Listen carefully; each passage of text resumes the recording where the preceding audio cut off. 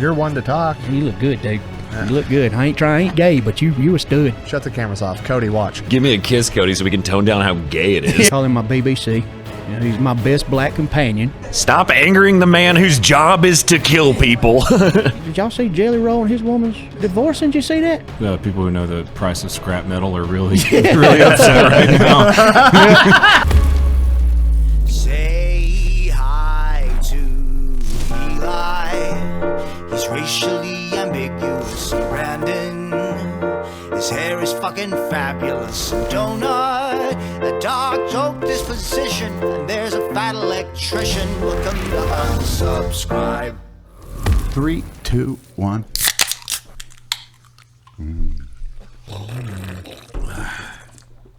Yum. That's a good one. That's Tastes like toothpaste. That's the new one. Cody, you ready? Killer ass. Hi, everyone. Welcome to the Unsubscribe podcast. I'm joined today by Eli Doubletap, Nic the Fat Electrician, Ginger Billy, King Trout, myself, Donut Operator. Thank you so much for being here. My man, what is up? Oh, it's good to be here, fellas. 20-hour trek from South Carolina, but we're here. 20 hours. You walk? Drove, man. He walked really Drove. fast. Me and my boy wanted to take us a road trip for some bonding time. Dude, that's a rad road trip with your dude, boy. it That's is. cool as shit. Monsoon the whole way. Yeah. Whole way, dude. Good times. Did you guys stop anywhere cool that he really liked? No. Okay. No, we passed like 47 Buc-ee's, but we did not stop at one of them. So, A true father-son trip. Yeah, that's it, man. He had to pee in a bottle. Just AM, FM radio the entire time? Yeah, man. Yeah. You know, old school. Like my daddy used to do me. Oh, he got to pee in the bottle? Yeah, he did. Oh, good. Actually, Is that we were his both first time? peeing in bottles at the same time. He was in a Aw, back that's seat. Yeah, we were parked at a park, actually. We can go inside, right? In front of an elementary Yeah, school. I was in the driver's seat going down the interstate, you know, and in the bottom, he was in the back seat, like, so I was hitting the brakes, making sure he could really. That's why you get the wide mouth Gatorade Gatorade back in bottle. my truck now, so You got to bully your kid before someone else yeah, does. man. Yeah. It's only fair, you know, make him tough. Mr. Ginger. Sir Ginger. It's Billy to so, you. No, it's not. It's Billy, Mr. Billy to you, sir. Mr. Billy. Mr. Here we go. Billy. Yep. Now, you tell the people, just if you're new to you, who you are, what you do. I am a stand-up comedian first, okay? Content creator second. All over YouTube, Facebook, TikTok. You Google me, you'll find me. I've been doing it for about 9 years now. Started out before everybody and their mama thought they was a creator. And that's what I do. Yeah, OnlyFans girls are really monetizing the content creator label. They are, man. I don't even want to call myself Making that it anymore. confusing now. Nope. Nah, I don't even want to call myself a content creator anymore. I hate that. I mean, speak about that. I need a word that conveys the message. My dad watches my content, and that's not weird. Really what I need. Like, God, what the fuck? Influencer. I hate that one. Yeah. I don't think there's It's just not a good word, man. It's not. Because I'm not influencing anybody to do anything. Yeah, every time I do it, I get called a Yeah, that's what I'm saying. manipulator. Yeah, really, right? Propaganda. Narcissist. Gaslighter. Yeah. What else has that bitch called me? Babe, I'm an influencer. I'm sorry I influenced you. What I do. Your bitch wife. Yeah, my bitch ex-wife. Okay, so what got you going into comedy first? Really, it was never a plan. I was working at the hospital, saving lives. I was a respiratory therapist for 12 years. Oh, that is a Yes, career that's shift. scary, right? Absolutely scary to think I was intubating, saving lives. And went from there and just made a video one day and it blew up. And I was like, I might actually have a talent for this. And then after that, dude, I just did that. And then COVID hit. And that was when I really kind of blew up and just kept on trucking, dude. What was the video that popped off? Oh, man. Dale Earnhardt Jr. retired from NASCAR. And every redneck was sad. And I made a video about that, and it blew up. And then I wore a romper. I don't know if y'all fellas remember the male romper craze back in the 2017, 18. This is a crazy thing. See, we just didn't do it. Well, I did. I know. I did. And, man, look where I'm at now. Cross-dressing gets you places, dude, okay? All you have to do is dress up like a 220-pound That's baby. it, man. I went to JCPenney and bought me a romper, dude, and put that sucker on, and the rest is history. So you just made a video just sad about. Well, I was holding my AR-15 too, though. Good choice, my Yeah, I had the friend. mags in the pockets, and I just showed how versatile the romper was. Tactical romper. Yeah, man, it was a tactical romper. That's actually what people called it. No shit. Yeah, man, seriously, yes. I still cannot believe the rompers were ever popular ever with anybody. No, the fact that men thought it would be a good idea to make rompers. Not even men, women. You get naked to go piss. Dude, I like women in romper. I think it's what hot. if we had to get naked in public restrooms to take Well, a piss? many a Maybe time some of us I've put on a shirt and thought, what if my shirt was also pants? Yeah. I mean, I like the rompers, man. 2-for-1 deal. I think they're hot. What do you think? No, I mean, there's a. I mean, it depends on the dude. Well, there's a limit too. Yeah. I mean, you can look good and then you can look like the Big Show. You know what I'm saying? How I mean, hairy there's are a you? there's a line there, if you know what I'm saying, where the rompers look good and they don't. The look Big Show's good. a great. Now that visual It's just the Big Show. is walking around in his black romper. Yeah. It's not a romper. It's Yeah. a sling thing. 3 hours, get ready, just like look like Big Show. That's sad right there, man. It's so good. Okay, fuck. That is what. How long did you go to school for your previous job? Because that is a wild transition. We've Okay. seen it before. Yeah, so I got straight out of high school, and being the scholar that I am, I went straight into respiratory school at 17, and I took all of my prereqs along with my medical classes and was done within 2 years. Where most people do 4 prereqs, 2 respiratory 2, I just did it all in 2 and graduated when I was 19. Well, okay, so A little bit of intelligence there, huh? no doubt. So that was just like Not bragging. Yeah, man. Yeah. And I don't even know how I do it or did it to this day, because I tried to go back to school for a physician assistant, and within a semester I quit because I was like, I cannot retain anything anymore. You know, so, and it could have been the alcoholic influence too that was holding me back from my education. But besides that, you know. besides that, everything was good. Now, Yeah. you came out of college then, or your trade school essentially, right? Yes. With a salary. Then. Yeah, dude. Yeah, I was 19 years old making what a respiratory therapist makes. I was balling, son, living with mama. You know.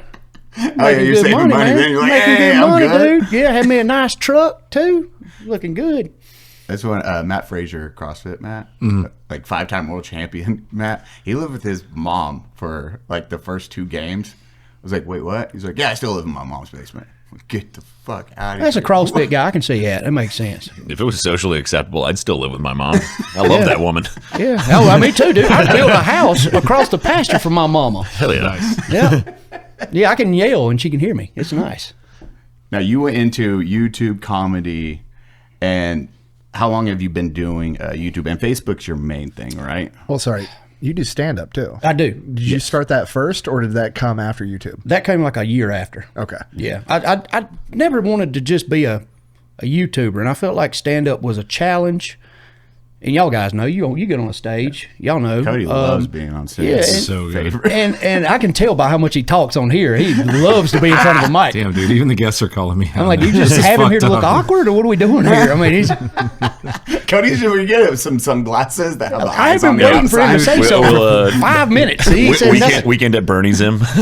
Someone in the comments, Just turn his head. someone in the comments said I'm the podcast cuck.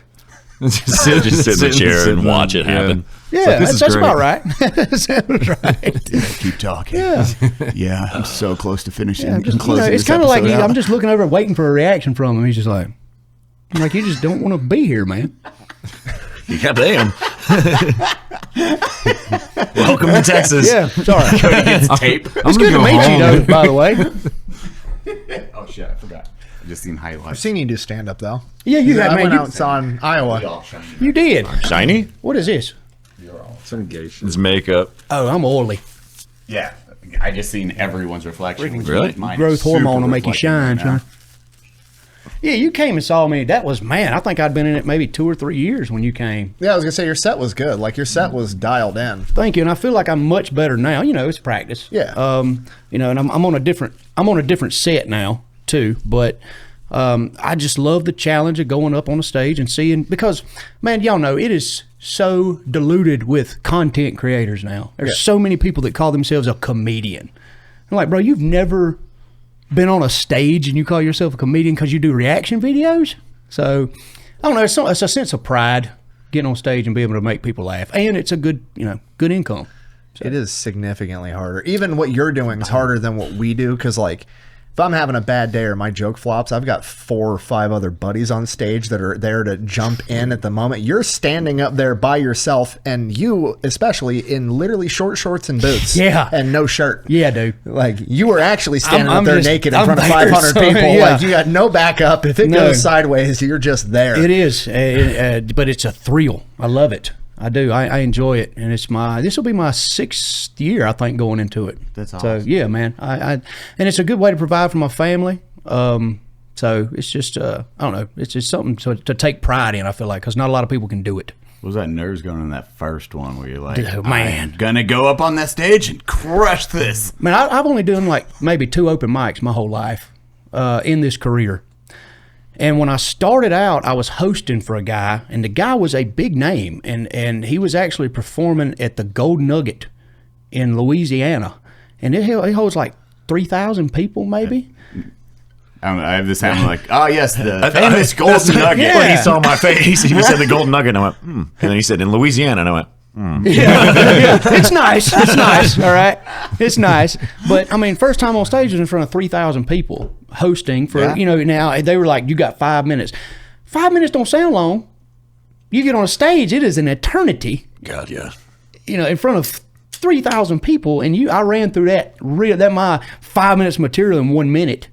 And then you realize, oh, shit, I done messed up. Like, I got 4 minutes left. What do I do? You know what I'm saying? That was your first one? Yeah, that was my first one. You went in front of, oh, wow. Okay, so that would have been way more terrifying. Hey, get up there. You're by yourself. As Nick is saying, if one of us have a bad day. Like 3,000 is... thrown to the wolves, man. People don't realize, like, even big name comedians...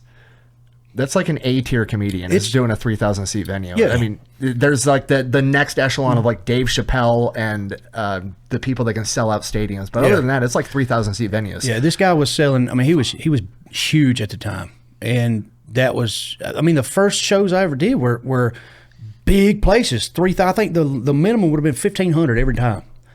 And so and so doing that really, that kind of took the fear fact, because once you do that, man, you walk in front of a club of 500 or, I do theaters now and casinos maybe 1,200, 2,000 max here and there. So after you get thrown into that, it's just like, we can do this. It's easy. Yeah. Not easy. There's always still the possibility of, bombing, but... And is that more related to where the show is taking place? Have you seen that? Or... anything influencing what makes a bomb or not? I'm sure y'all see it too, right? Different locations. Not different vibes for sure. My goodness, man. Oh, dude, yeah, never mind. Yeah, we were talking about that last night. Yeah. Colorado was the wild one for us. Colorado is one of my favorite. It was awesome. They were the only one that chanted, "Say the word." We were like, what the hell is going on? N-word. Really? Yeah. Oh, dude. Colorado? Yeah. See? That was our expression That's what too. we said. What? Wow. Smoke some weed and you want to hear the N-word. That caught me off guard. That's wild, dude. We're like, no. We're just going like, no. Where did that even come from? I mean, We don't. Huh. A place of hate. We had a joke that involved a Burger King crown.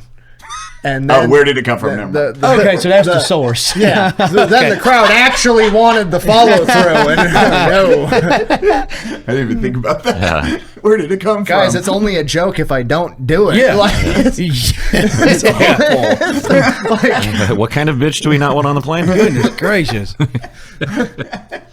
But yeah, y'all, I'm sure you fellas see it. There are even shows, man. I'll do 4 to 6 shows in a weekend. First show, man, you'll be like, God, I'm Dave Chappelle, dude. I can't do nothing wrong. Second show, you're like, I want to quit. I don't want to do this ever again. They hate me. It's just a difference in energy and stuff. I don't know.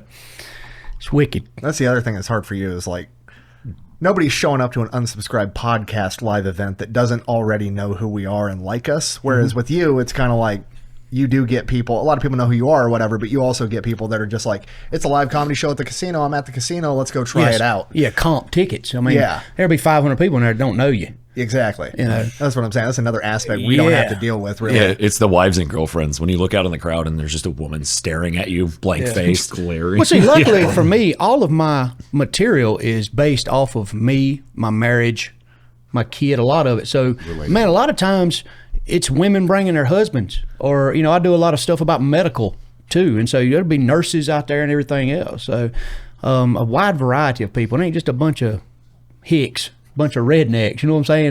There's people with educations out there, man. Hey, you ever just wake up and felt like your mattress sucks and it beat your ass, punched you in the face? That's crazy. Does the mattress also f your mom?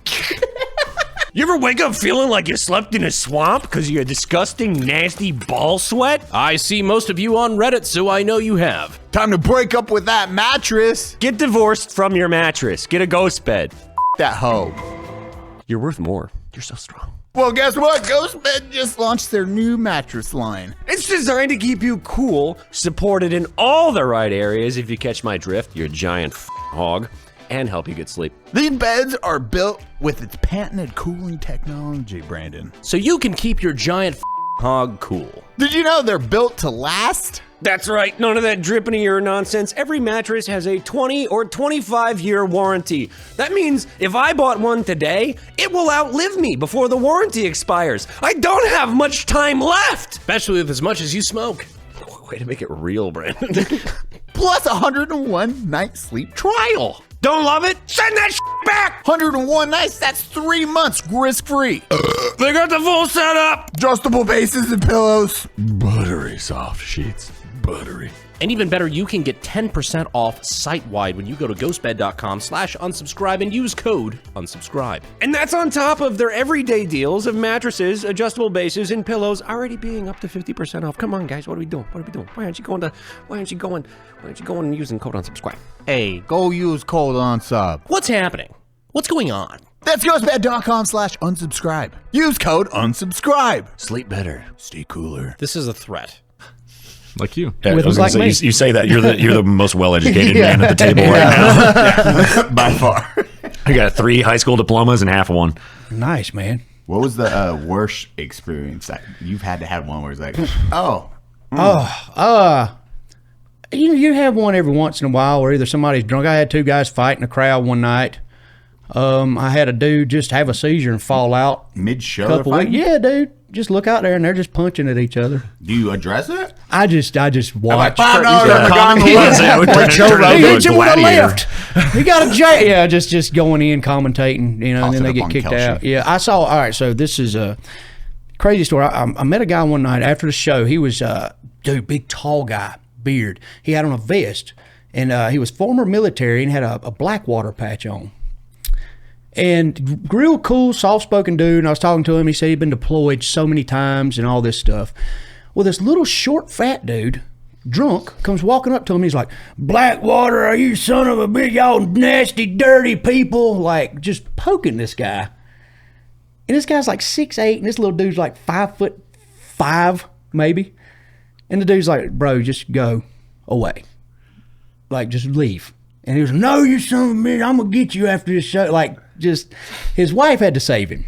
I mean, the wife was like, "No, Jerry, come on, we got to go. You can't don't do that, Stop Jerry. angering the man whose job like, is to kill people." Like, this dude's going to kill you in the parking lot, son. So that was a little awkward. But for the most part, I have people that have sense. You know, I have good fans. So I'm lucky. I don't get chairs thrown at me or anything like that. So it's. Have you had one where, like, even just, as you're saying, not as much energy or the jokes just weren't landing? Oh, man. So the guy that I have open for me is a black dude. I call him my BBC. You know, he's my best black companion. And he has toured with me. Yeah, Google it. Yeah, every white dude's got a BBC, man. I have 3. Oh, wow. That's impressive. Whole gang. Yeah, a whole gang of BBCs there, son. Goodness gracious, you got a gaggle of BBCs is what that is. But murder. Yeah, a murder. flock, herd, I don't know. Crime. Yep. A statistic is what Yeah. we call it. A statistic of black men. Darnell. Oh, yeah. Dang nabbit. But yeah, if he goes out, because he's hilarious, if he goes out, and I noticed, because he gets 20 minutes on stage before me, if he cuts his time down from 20 to 15, I know it's going to be a rough night for me. And he'll walk by me and he'll say, "Good luck with that one, bro." And just getting your head in the yeah, game. dude, yeah. But it's a challenge. Like, okay, let's see if I can do better than that. But sometimes, man, you got a lot of people that ain't never been to a comedy show. They don't know. They don't know you're supposed to laugh at the Yeah, jokes. man. They just, and so there are times, most of the time, thank God, like the crowd work will get them going. Because I will do crowd work or whatever to find I'm comfortable enough to go off topic now. But sometimes you just like, man, I'm done doing this. I'm retiring. It makes you feel just horrible, man. Do y'all ever get that? I mean, because y'all get to kind of just, y'all is all improv, right? Yeah, no, we have sets, and then it's a mixture. We have a set with improv, but we can completely switch set. When we did a back-to-back show in Iowa, we did a show, and then an hour and a half later had another show, and 20 or 30% of the audience was the same. 20 or 30% of the audience was the same. I was like, those two completely different shows. Yeah, we did. We just changed everything. That's awesome that you did that on the fly, though. And shit wrecked. Oh, really? That was the drunkest all of us had been. Yeah, This wasn't talent. This was us being drunk. This was us shit wrecked. The first show, we were trying to make the audience laugh. The second show, we were drunk trying to make each other laugh and forgot the audience was there. It was aggressive. That's great, man. That's great, but I bet they probably enjoyed it, though, right? Yeah. Everyone was like, the second show was better. We're like, what? Hey, man, just because you're ripping off each other? Glad somebody remembered it. That's awesome. I couldn't tell you a single joke. Wow, dude. Like, I don't even know what story you told. I don't either. That is great. It was basically like a dance hall with a bar, and the bartenders just kept feeding us everything. That was a fun time. God, that's awesome. That's amazing. But it is, and they're buying tickets to see one of the guys or the group as a whole, so they're already fans. So that's where I think Nick was saying the comedy's different, because you do have people that are just showing up and they don't know who you are. Yeah. No, that's awesome. And y'all are doing big venues, too. Yes, yeah. Especially for how quick, because we've done 2 tours technically now. Yeah. 3 and about 20 shows. So, and then we just keep it to once a year. Mm-hmm. We'll do a handful of shows, and then. Oh yeah, it just makes it more anticipated. People want to come, man. That's awesome. That's really like as you're saying, they are exhausting. Yeah. I mean, like especially clubs doing 4 to 6 shows in a weekend. You'll hit one show. Clubs like to do 2 shows a night. Like if you book a club and you're a headliner and you're doing weekends, they're going to make you do at least 4. If you sell out, it'll be 2 Friday, 2 Saturday, and if you sell those out, you'll go to a Sunday or a Thursday. And so you do a show, you get an adrenaline, and then it's adrenaline crash. Then you have to come back out, do it again. And so, and these 2 crowds are always different. You just don't even know what's going to happen. So it's tiring, But then I look at it, I'm like, dude, you work 12-hour shifts at the hospital, so you could do 2 hours on the stage without bitching. You know what I'm saying? So, what do you think about it, man? Did you have the beard when you were a respiratory therapist? I did not. Oh, that would have been so much better. I didn't, dude. I want to be like waiting for an intubation, and you walk in with that beard and scrubs and like a funnel. Yeah. You look like you're gonna go siphon gas out of my car, but you're shoving it in me. Yeah. I did the last year because I was actually doing my videos. I was still working at the hospital. I would leave. I'd work my 3/12s, leave out, host all weekend, come back. So I did have the beard the last year because I'd have patients like, that's Ginger Billy. Like Ginger Billy's my respiratory therapist. So that was pretty cool. I'm fucked. Yeah, I know. He's a comedian. Why is he here? Yeah. And then he passes out. Yep, there it is. That's all it takes. On the job training. Good night. No. Yep. Just knock them out. Dang. Okay, so like even for respiratory therapy, you're still in the hospital. I know Nick has nightmare stories of dealing with stuff medic-wise. Did you have the same? Oh, yeah, man. I mean, because I worked the ER and a level 1 trauma in Columbia, Richland County, which you got everything. I mean, gunshot victims, people jumping off bridges and their legs coming in, bones sticking out of skin, and and stuff like that. Jumping off in the... Yeah, just jump off a bridge. Didn't kill them. Just break their legs. So, yeah. I don't... Sorry, if I'm jumping off something to end my You suffering. think I you go dive? head first. Yes, Yeah. I'm not going to be like... Toothpick it. Like, what is that going to do, man? Like, Cannonball! Congratulations. You know, now you got 2 broke legs. Now your life sucks way more. Yeah. Next time You were might sad have- before. Yeah. You're really I know. sad now. You're sad in a Now, wheelchair. I was just about to say, now you're depressed in a No wheelchair, shit. idiot. Now you're going to have to roll off next time. You can build branches, dude. But now you're gonna have to find a handicap accessible bridge. Jesus. Joke's on you. Hope the next building you jump off of has an elevator. Jeez. Just opens up. So what was one of those? What was one of the most fucked up stories where you're like, Oh, man, probably shit. the grossest thing I ever had happen. You know what a trach is? Y'all fellas know what a trach is? Yeah. You know, so I go to suction this dude, and when I suction him, I pull out the catheter, and when I pull out the catheter, I look and I see something dangling on my eyelash, and I done pulled that catheter out and it shot a freaking snot ball up into my eyelash, and it was dangling on my freaking eyelash, dude. That was probably the grossest thing that's probably happened. I mean, I've had blood and guts and stuff like that, but I got pink eye from that, man. You know what I'm saying? Like, I have a booger on my eyeball right now. From a trach? Yeah, dude, from a trach. That's probably one of the gross. I mean, of course, I saw gunshots and all that stuff too, but that was probably the one that made me. Were you just like, Yeah, dude. Yeah, because I'm like, do I touch it or what do I do, man? It's like a little punching bag just swinging back and forth in my eye. You know? Blow it? What do I do? Yeah. What was it scary though with that transition, or how many years did you do both at the same time before going like, okay, I'm doing this full time now? Oh, I was RT. I think probably about another year I was full time. Then I went to part time. PRN, was working like a day or two a week and touring. So I finally, when my YouTube and stuff started making like $2,000 a month, I was like, oh, I'm balling now. I'm quitting the job, and started doing the stand up and stuff like that. And I quit, and I'll never forget, man. I was about to walk out on stage for a show, and my wife calls me boo-hooing, crying. You quit your job? Like right before I'm about to walk out on stage. Yeah, baby, we're making $24,000 a like, year. I'm killing it now, girl. You know. So yeah, I was like, I got to make this work now. I have no choice, because y'all know if you got a job and you're doing this, you'll never go full in. So that's why I had to quit the job and then full on. And then right before your live show, you're man, crying, calling. It's like, what are you calling doing? me all mad. I'm like, girl, just have faith. Babe, we're making 24 grand. Yeah, we killing no it. insurance. No. Just think of it this way. If I was working at McDonald's, I'd be making almost double this. Yeah. But see, she's a nurse practitioner.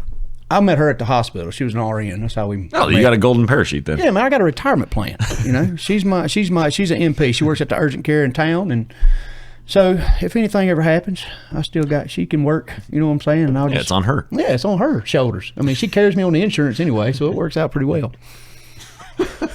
Now, you are, if you want to talk about it, we can skip this part too, but 11 years sober right now? 12. 12, congratulations. 12, thank you. Yeah, man, I got a tattoo to remember it. That's Pac-Man. Eating pills. That's Perk-Man is who that is. Perk-Man. It's Perk-Man. Yeah. I made a game to commemorate. Yep, that was me for a long time. Well, you were saying you were eating. Oh, man. Jesus. When I started working at the hospital, I met, of all people, physicians. And when he walked up to me one day, he was like, dude, I'll write you a script of Adderall if you give me half of them. And then I got in with him and some other guys, and at first I was just selling the pain meds. I was like, I can make money off this. And then I took one and I was like, oh, this feels wonderful. I can work on this, you know, and I will just totally ignore people's bullshit. This will be great. And it went from 1 lower tab 10 a day to 2 to 10 to taking, I could take 10 oxycodone 30s a day. Jesus. 10? Yeah, 10. I could take 10 a day to function. Like a 10 would That would. I mean, if you Y'all just be gave it, dead. they'd kill somebody immediately. Just say regular. Well, like, Yeah. that's what I'd be like, oh, yeah, I'm good.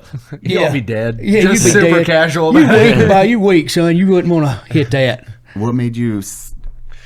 What made you addicted to opiates? No, like, man. well, shifting from it, because he just said, he was like, oh, man, this feels fucking dope. Yeah, it was awesome, I make dude. money. I'm assuming you stopped selling them and just start eating. Yeah, I started eating my product, dude.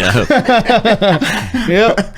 Famous business. Yes, sir. Yeah, I could never be the leader of a cartel, dude. It would never work for me. Some expression about getting high and your own supply, but I Yep. can't remember the rest of the words. Yeah, I'd tell you, I tell some people like, "Hey, man, I'm gonna have some this weekend." They text me that Monday. I'm like, I didn't get any, man. I don't know what happened. Sorry, my number one customer swung by. Yeah, he bought them all, dude. It sure says number one.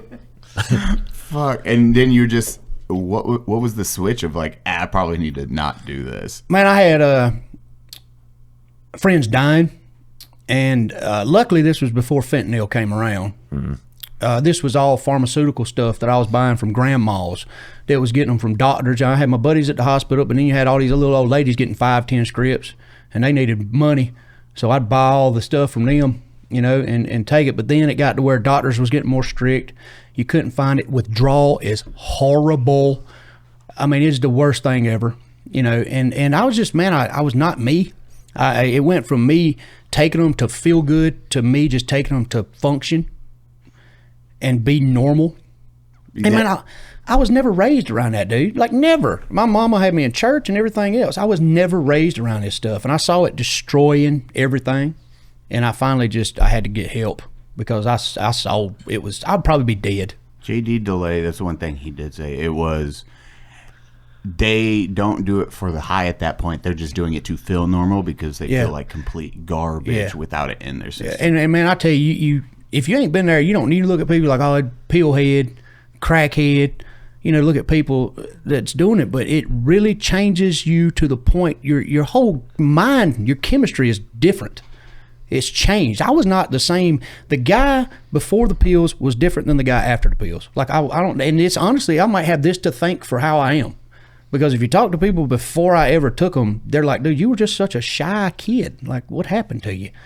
So I don't know if the opiates changed everything or what, but for the better, I don't know. But it was a rough 6 years. I think through all of our years in business on the internet, we've all used Shopify. I've used it for merch and my skate shop and a couple other businesses. I will actually agree 100% on that. Everything we do is run through Shopify. Even bunkers run through Shopify. Our shoes, which is a separate company, is run through Shopify, and they talk together because of Shopify. Shopify runs the world. Did you know Shopify will actually help you design a website also, Cody? I know I didn't know about starting an online store when I started my career online, and Shopify just made it super, super easy for my dumb ass. Brandon, what happens if people haven't heard about my brand, though? That's actually easy, Eli. Shopify helps you find your customers with easy-to-use email and social media campaigns. Step Cody, what happens if I get stuck? Shopify is always around to share advice with their award-winning 24/7 customer service. Step support, bro. You got my back. And your front. Shopify helps millions of businesses around the world, and 10% of all e-commerce in the U.S. From household names like Mattel or Gymshark to new brands just getting started. Unsub shoes, Unsub merch, bunker. No, we've all been doing this for over a decade, and Shopify is the easiest e-commerce platform we've ever used. I think every single one of us has used Shopify at one point. I think all our businesses right now are using Shopify. No, except mine, but that's because it's guns. Can't do that. Just one of them can't. Turn those dreams into SFX, cha-ching, Shopify new sell sound. And give them the best shot at success with Shopify. Sign up for your $1 per month trial and start selling today at shopify.com/unsubpod. Shopify.com/unsubpod. Yeah, bet. God, how long did it take for you to cycle? Like, oh, okay, quit, getting help. I'm assuming did you go to a facility or anything? Yeah. Well, I couldn't do rehab. I was like, man, I can't do rehab. I'm working. I have a job. So I went to like a psychiatrist, psychologist or whatever, and just, told him the deal.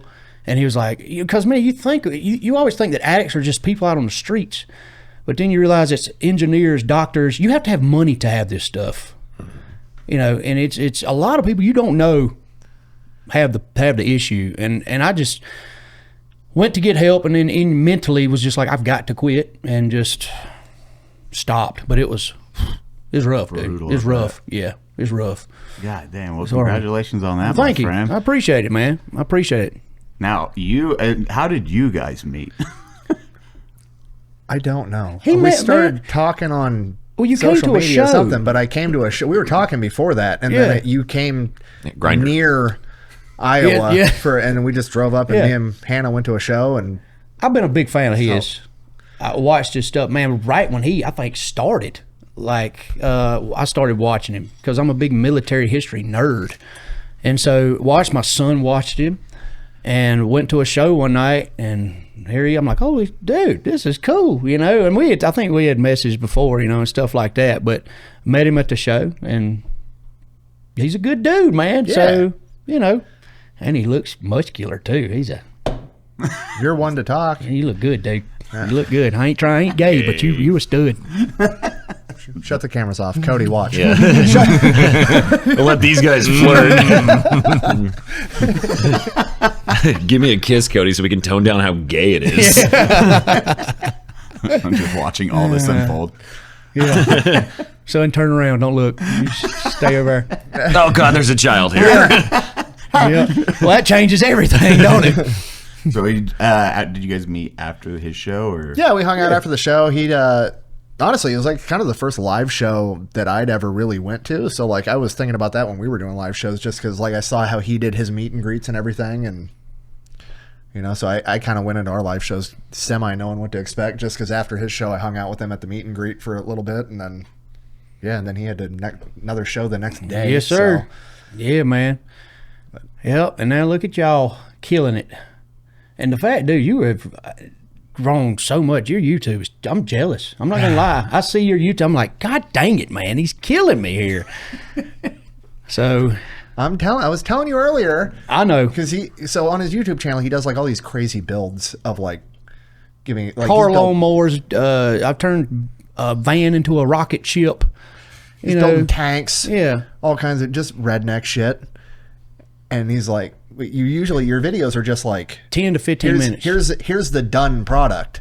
I was like, bro, make videos of you making the things. Like videos of you showing somebody how to change brakes could be fucking hilarious, or anything. Welding. Like, today I'm going to teach you how to. Oh, my welding's horrible. But yeah, you know, and sometimes really good. Sometimes I need to hear that. Like him telling me that was like, okay, really? Why have you not been doing that? It's relatable, but now you're doing it. Everyone else is. Well, usually used to be where you would change your own brakes, not so much anymore. Yes, but but man, and see, I have nobody to bounce anything off of. Like, I have nobody. I'm just me out there in the middle of nowhere by myself. So I need to hear that from people sometime. You know, people would watch the hell out of that. That's what I'm saying. You doing the project up to the final product. Yeah, I mean, you can get five other videos leading up to the finished product. Sure. Yeah, I mean, that's easily over an hour content there. How many videos did Brandon get out of the AK-50? Yeah, he didn't just roll 4 years worth. He didn't just roll up with a done AK-50. It was like, here's the newest update. Here's where we're at. See, that's brilliant, man. See, I see a lot of guys do that. I don't know. I guess I think go straight to the action. That's what they want to see. You know, but building that's the action. Yeah. Part of the process. I'm looking at it's like coming is fun, but the lead up is the fun part. Well, I mean, it kind of depends. Science. Yeah. It ain't too much of a build up. 3 seconds. Yeah, that's what I'm talking about. Yeah. Man, you reviewing the EV Dodge Charger, you reviewing any cars like that, I think would be hilarious, because it's a redneck review of the 2025 Dodge Charger. I'm like, I'd watch that. Thank you. Ram, you saw the truck out there? Yeah. Ram sent me that truck. Oh, shit. Yeah, dude. Sent me the truck, and they was like, do what you want to with it. Just don't run it through a tree. And I'm like, are you seriously telling me that right now? So I'm wanting to do more videos like that, and that truck there is about to be put through hell. So it's going to be something cool. What are you doing to her? Hear me out.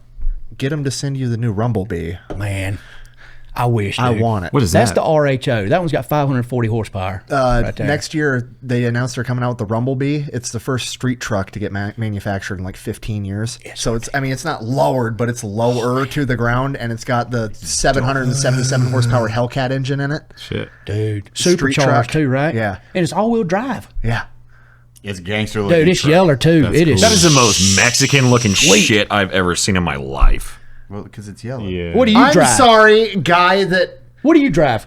A Ford Ranger. A Ford Ranger that had drywall and construction scraps in the back of it for 6 months straight. A year, baby. Yeah, you're not talking right now. That's the most Mexican car.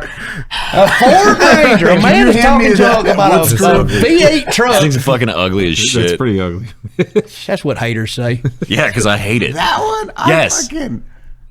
You can change the That's color. a beautiful truck. I understand that. I'm with you on this. I like it.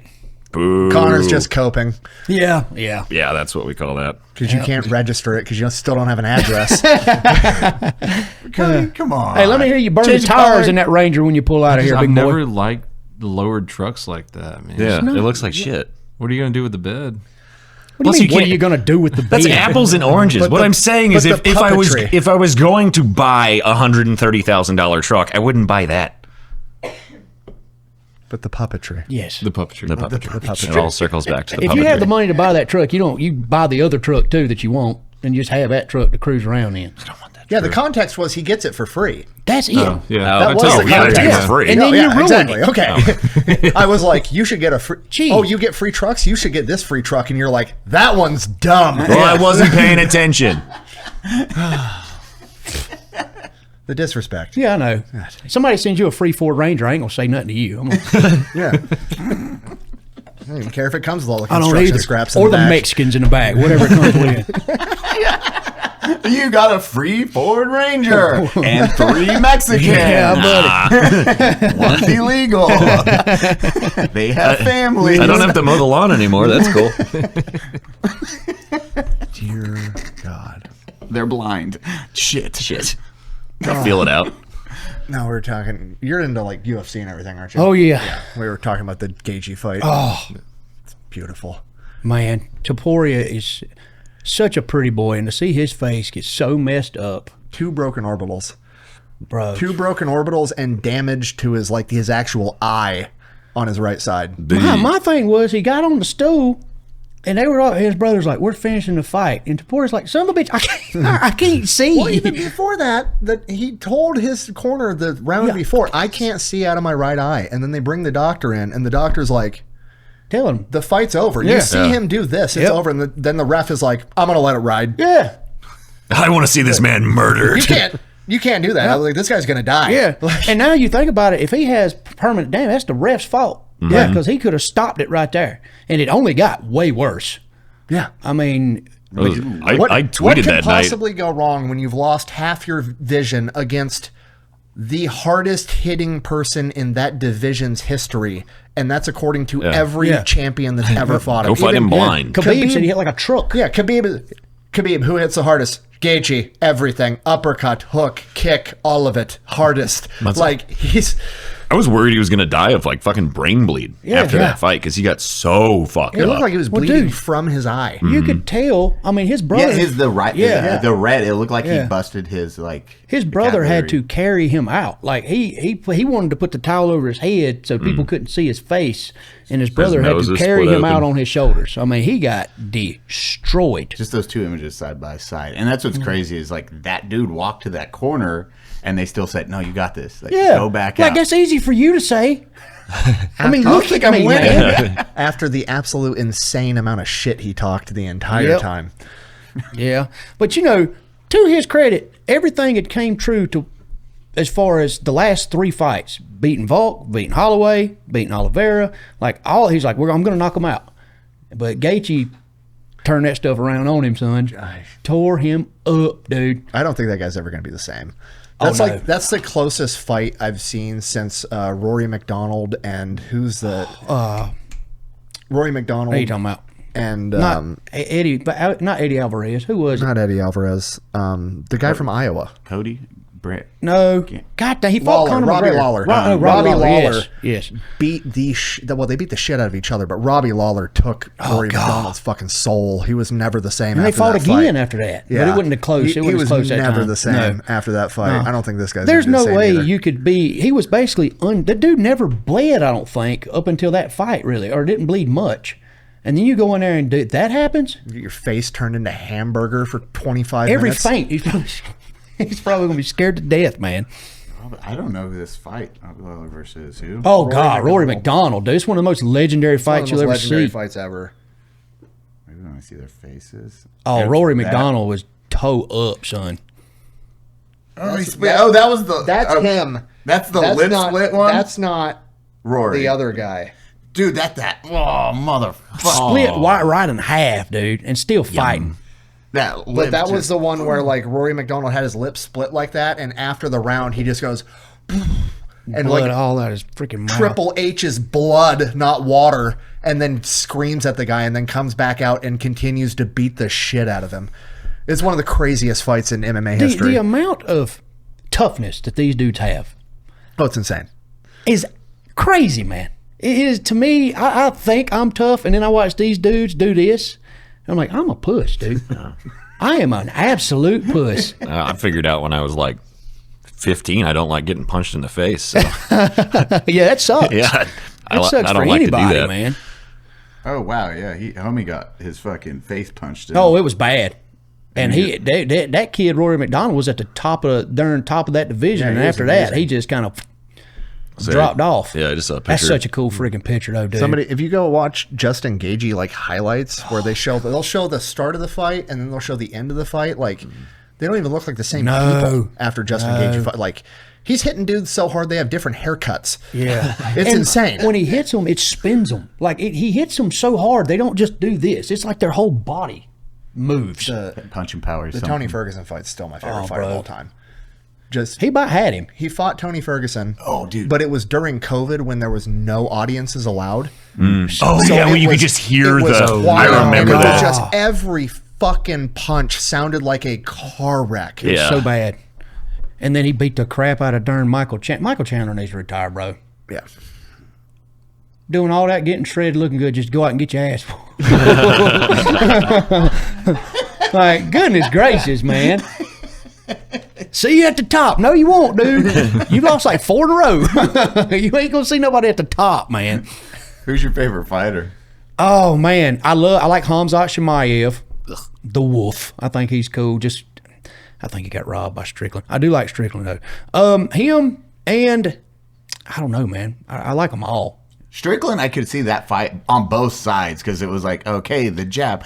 Because I went into the last round like 2-2. Yeah. And then I was like, man. I'm just glad to see Connor's coming back if he fights. What do you think about him? You don't like him?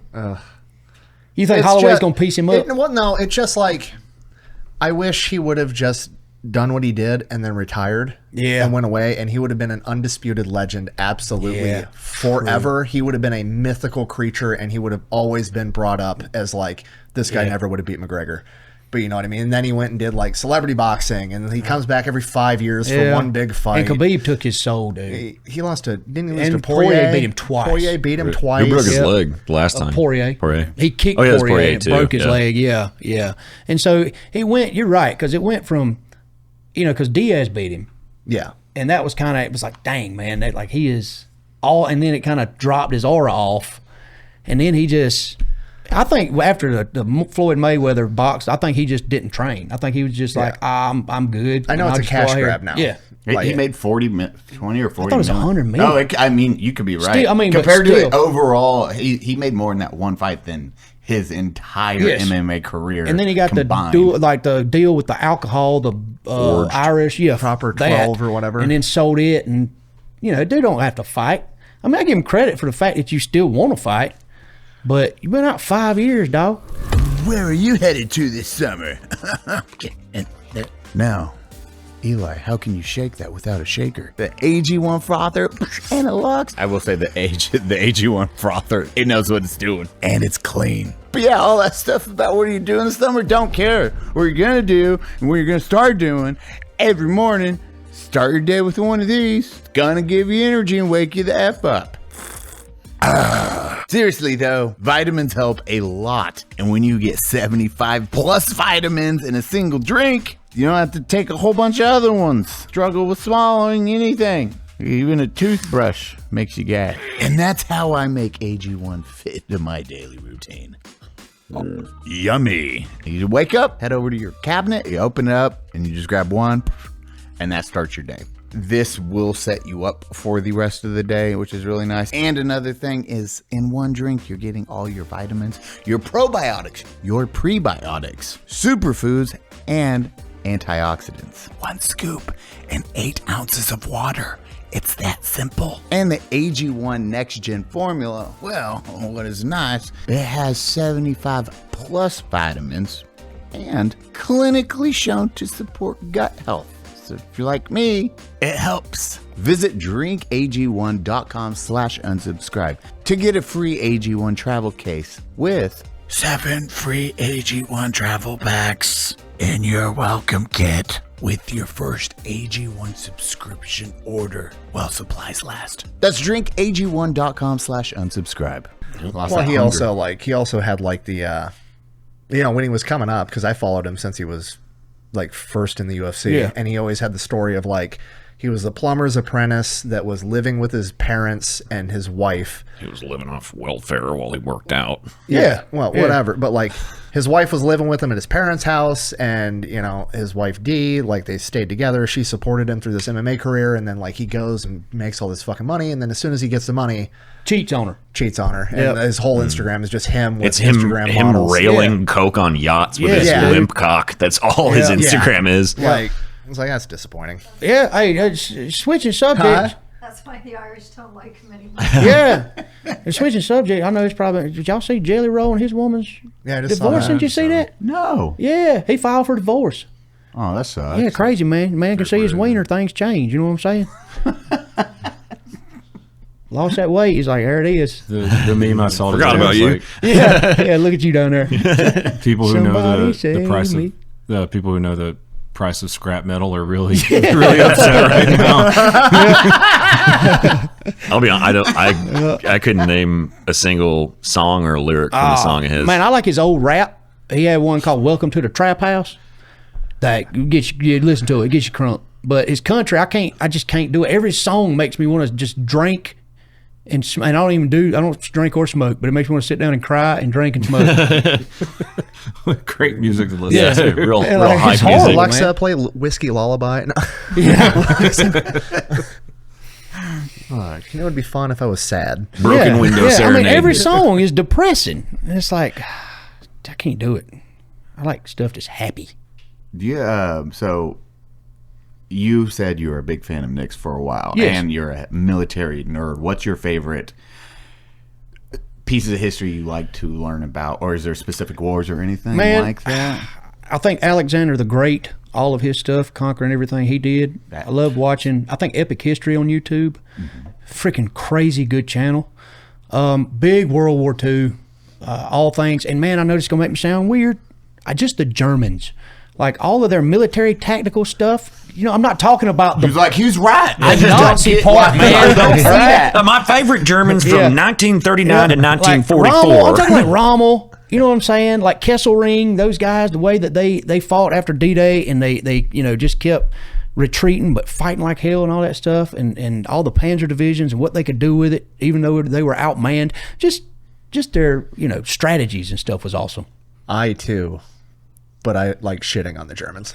Yeah, no, yeah, I do too. But I just think that what they did in that short amount of time, conquering everything they did, was crazy. It was just crazy. Why are you laughing over that? I don't know. It's just an interesting take to have. Yeah, they conquered a lot. Yeah. Maybe I should have went with something else.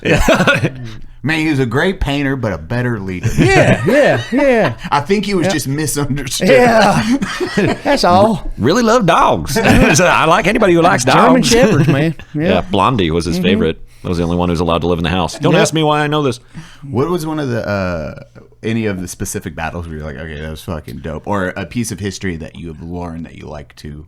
I think El Alamein was cool. I thought that was really cool. I don't know that. South Africa, Montgomery, fighting the Germans. This is wild. You have Go on. like all of us are like, I've heard the name before, Well, but I don't really know the because the story. Germans came into South Africa and they were, they were doing their thing, and then beating the crap out of the Americans and the British, and then Montgomery finally got everything he needed and turned around and started kicking their ass, and Rommel had to retreat because his You're talking North Africa. Yeah, North Africa. okay, yeah, North I thought- Africa with the El British Alamein. General Montgomery. Yeah, Okay, Montgomery, I yes. gotcha. Yeah. You were like South Africa. South- Oh, that's did I what say I'm- South Africa? You said Oh, South my Africa. I was bad. very My confused. bad. I was like, I don't think the My Germans bad. made No, it no, to no, South no. Africa. North Africa. The My bad. retreat through the Congo. Yeah, my bad. I meant North Africa. I'm sorry. That's a weird look. We're starting here, guys. Yes. Why? Yeah, sorry. Johannesburg's going down. Sorry, I've been to Namibia and South Africa, but I meant North Africa. My I bad. was very confused for a Yeah, moment. no, my bad. Yeah, Man, they made it that far. yeah. And then I think Stalingrad's a pretty cool story too. That's insane, dude. Like a lot of people don't realize Just a how meat many grinder, people. man. Yes.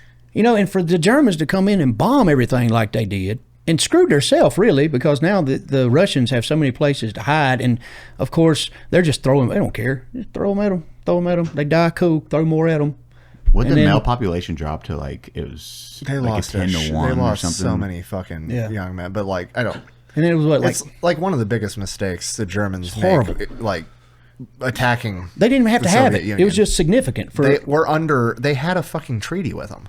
Yep. yeah, Was it Enemy at the Gates, the Russian? Yes. sniper? Yeah. Was the that sniper duel. I Yep. knew when you said they bombed everything, they had so many places to hide. All the debris. That they Also- were tricky with. Such a good movie. That's Yeah. underrated. Well, like you World said, War dude. movie. I love that movie. It's incredible. Stalin was giving him everything he needed. Yeah. Like he could have just left them alone, and they would. The whole problem was Germany was a war economy, and they had to keep the war going. They had to keep conquering, or the whole system would stop. It's like when you got a beater car. Oh Because Germany was so rough after World War One. You know how when you got a beater car, when you get it started, you're like, Gotta I'm go. not shutting it off because I don't know if I can fucking start it again. Yep. That was the whole German economy, and they conquered Europe, and they're like, shit, we can't cross the English Channel to get the British. The only place we can go is Russia Yeah. in winter. And they did it, and Horrible. They should have learned from Horrible Napoleon, mistake. man. Look at he did the same thing. if they would have stopped right there, if they would have stopped, there is a significant chance the world would have just went, It would have been. Okay, It would have that's been a it. three-way Cold that's War. it, and most of Europe would be Germany Yeah. today. It'd be. Yeah, it would have been a Because France three-way would Cold still War. be. I mean, because they had 4 million Germans in Russia, and so that many people on the Eastern Front, dude. You take them and push them on over, and don't even do that. Then who's gonna beat them? So I don't think people realize how many people died in Stalingrad, or I think it was the that assault. deadliest 20 to battle 40 of million. all of human history, or like in human history. And then I think more people may have died in Stalingrad than Allied Other Americans in all of World War yeah. II or something. And And they one, don't- I think it was in all wars. Like we lost more in. Because I think we lost like 14. We've talked about this before, but I can't remember the numbers. But then what they it was 300,000 that surrendered or more from what was that Group A or whoever it was the Germans had group Army Group whatever it was out there. They just get, dude. I'm trying to look up how many people actually died in the Battle of Stalingrad. Because they don't even the estimates 20 like to 40. I was gonna say yeah, though it's so crazy. It's literally like 150%. They don't. They have no clue, dude. Yeah, could have been this many. Could have been that many. No I'm not- fucking clue. Not to go full conspiracy theorist or to make a weird turn, but how do we look at those statistics of how many people died from one battle in World War II, but then also be like, guys, if 1% of the population dies from a plague, the whole world unravels. And it's like, didn't we lose 30% of the population of Russia, and Russia's still around? Like, people tend to find a way. But didn't they say the Mongolians wiped out like a huge percentage of? They say that the Mongolian They Empire fucked them over. wiped out so many fucking people that you can measure it in the carbon footprint in glaciers. That's what I'm saying. Because they dropped like the gas levels in the atmosphere. Genghis Khan killed, I They- think it was they like lowered- 20% of the Yeah. world population. They or lowered 10%. greenhouse gas emissions. They killed so many fucking people. But then after Genghis Khan, his son or whoever took over still was massacring too. I mean, it was years of them just destroying people. Yeah, whatever happened to them? They like kind of they popped up. They ran shit forever. They had Now they just do bunch that of weird kids, singing. and now they're just like, I'm gonna go hang out in the mountains and Dude, refine beef. How do you that go we'll sell from at Chinese stores? being freaking, the Mongols and tearing people up like that? It's just like, we just stay out here on the plains and chill, man. The 30 is the third generation rule. That's one of the earliest representations of that. It's the third. His grandchildren fucked everything over, and then they just lost everything. Yeah. Well, then you see them fight to divide stuff and everything. It's not one solid state anymore. What they kids will fight amongst kids to take certain parts and everything else. Oh yeah. Well, even Russia, when they went into Russia that one time, they killed their entire military because they lured them out, killed them, and then all the princes, kings, or whatever at that time frame, they're like, "Oh fuck!" But then Genghis Khan was like, "Hey, pull back. We're way too far. We don't need that area." So they just had their military wiped out by this magical army that just fucked off and never came back. So Ain't they're that like, right? Just get your ass whooped and then they're gone. Like, we just did it just to do it. The sea peoples. imagine what what did they do? Like, imagine some force comes, kills your entire military, and then disappears. Like, The sea people. We just wanted to do it to do it. We heard didn't that need to keep anything. Oh, it was the Egyptians, right? Yes, and then the sea people. The sea people. So they like read the ancient. I'm pretty sure it's the Egyptians. Ancient it was. Egyptian records, and they were like, and then the sea people showed up. Mm-hmm. Just a huge army of dudes on boats showed, fucked everything up, got back on their boats, and fucked off into the sunset. Nobody knows where they came from or who they are. They to have this no clue. day. No clue, but they know what happened. They're just called the sea people. They'll farm them for XP. Yeah.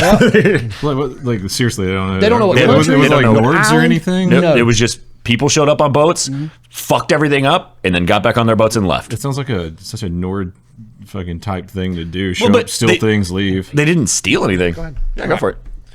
Sorry, man. I don't know. I've never heard of the sea people. Oh, I've heard that story before. Fuck. That's why, like, those old pieces of history are so interesting because, again, it's like that's all they have. Sea people. What? A little more information on that? Nah.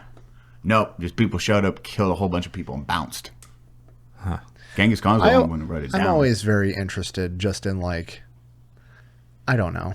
Imagine how much stuff we're misinterpreting from history. Like, imagine how much shit we're misinterpreting based on Egyptian hieroglyphics of like, well, we think this is what this means. Like, No, they're very confident that we know ancient Egyptian. no, like no, we no. know the language. I know we understand the language, and maybe it was. Oh, you're talking simpler. about like the metaphors. I'm that, talking about like metaphors and like cultural understanding. Like, imagine showing somebody 100 years ago a conversation, a text message thread from today, and be like, show me what they're talking about with emojis and gifs and everything. That's in where it. the meme of in like the Chinese history or whatever, like these two kings had an argument and then 400 million people died or whatever. The reason that they say that, or like all the death counts in like ancient Chinese records, is because of the way that they write numbers. Like there's some expression in like ancient Chinese where instead of saying like a lot or a fuck ton, you're like 400 million. Like there's like a numeric value that means a fuckload, and so people take that literally and they're like 400 million people died in this battle. It's like no, there were not that many people in ancient China. Fucking stupid. I agree. Yeah. I have a video that you need to watch of mine if you haven't yet. If you're into the German tank shit. Oh though. yeah, definitely. You know who Percy Hobart is? I've heard of the name. You got to watch that. You would love it. Percy Hobart. If you like Rommel and them, Yes.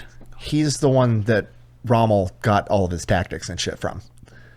He was an American commander, correct? British commander. He was a British commander that after World War I, they had invented tanks in World War I, but they were very much like, there's no radios, it's a fucking metal box with a machine gun, drive straight till you fucking die or kill them first. Like that was the strategy. Well, between World War I and World War II, he was like, I think this is going to replace horses on the battlefield. And everybody was like writing him off, Calling telling him to shut the bullshit. fuck up. Yeah. And he was the first guy to actually get radios inside of tanks and start doing actual coordinated battle movements with tanks, and had all of his guys drilling this way. And he wrote papers, and he basically But they came kept up. throwing him off. Like they didn't want to do it, right? Because at the time, and America experienced this too, pretty much everybody experienced this with tanks. All the guys that had already been in cavalry, horses and shit for 20 years, they're like, no, you're not, that's not replacing us, blah, blah, blah, shut the fuck up, and we're a higher rank. So they kick them off to the side. It happened in Britain and America, pretty much everywhere else I've ever read about it. So they always just kicked them off to the side. And he wrote papers on like potential tactics. Rommel and them had personal copies of his papers and stuff, and that's what they used to come up with the Blitzkrieg attack into France. Beat them with their own plan then. Well, I mean, beat them with the British plan. Then they called him back after. So Percy Hobart comes back, and they're like, we need to do some crazy tank shit. You're the fucking guy. Like, he had been basically like ostracized and kicked out of the military. Did you do a video on this guy? Yeah. Okay, I watched it. Okay, Yes. yeah. So, I mean, he had been because just- everything you're saying, I'm like, man, that sounds really familiar. Yeah. Yeah. So he got like kicked out, and he was just like a National Guard guy at his hometown in his 40s. And then they came back, and they're like, we got this big operation called D-Day. We got to figure out how to get fucking tanks up a beach. And he's the guy that came up with all the crazy fucking tanks. I don't know if you've seen them, but they're called Hobart's Funnies. Like the one that lays the road in front of it for all the other tanks to drive up. He developed that. He developed the flail tanks that blow up the mines. He was as they're driving so just Oh, autistic level on yeah, tanks. Like, just this is my tank life. autism. And he's like, yeah, we got fucking tanks that make flamethrowers. We're strapping bridges to these tanks. Like, it's an awesome story. With the Germans, man, what I didn't realize is, yes, they developed the Blitzkrieg and everything, but they were not fully mechanized. They had like 800,000 horses. Oh, Like, yeah, they no, traveled- that's a huge thing. Yeah. I mean, I thought they were fully mechanized. No. Stop, hold on. There's a quick ad. This actually worked really good with my Metal Gear Solid shirt. Yo, Poncho, this pattern, dog. Poncho, what are you thinking? I will say, I get it why the guys always wear these. They are comfortable, they are breathable, and they look fantastic. Short sleeve or long sleeve, you got options. And usually when I'm buying shirts, especially button-ups, it is a long sleeve so I can roll them up, and then I just care it's comfortable, a little bit of stretch, and then easy to take care of. But if you're breathable, dog, you will win. And Poncho will have a size that will work for you. Now, how do these feel? Have you ever wrapped yourself in a cloud? Dudes, just go try one on. You just gotta go try it on. Look, the guys, these have the pearl snaps, and they always talk about the pearl snaps. Here, one thing, especially as a camera dude, this little guy, this is the stuff that makes me happy when companies do, because this, it does clean your glasses, your optics, your glass, whatever you need. You have a micro towel fiber built in, and phone goes right there.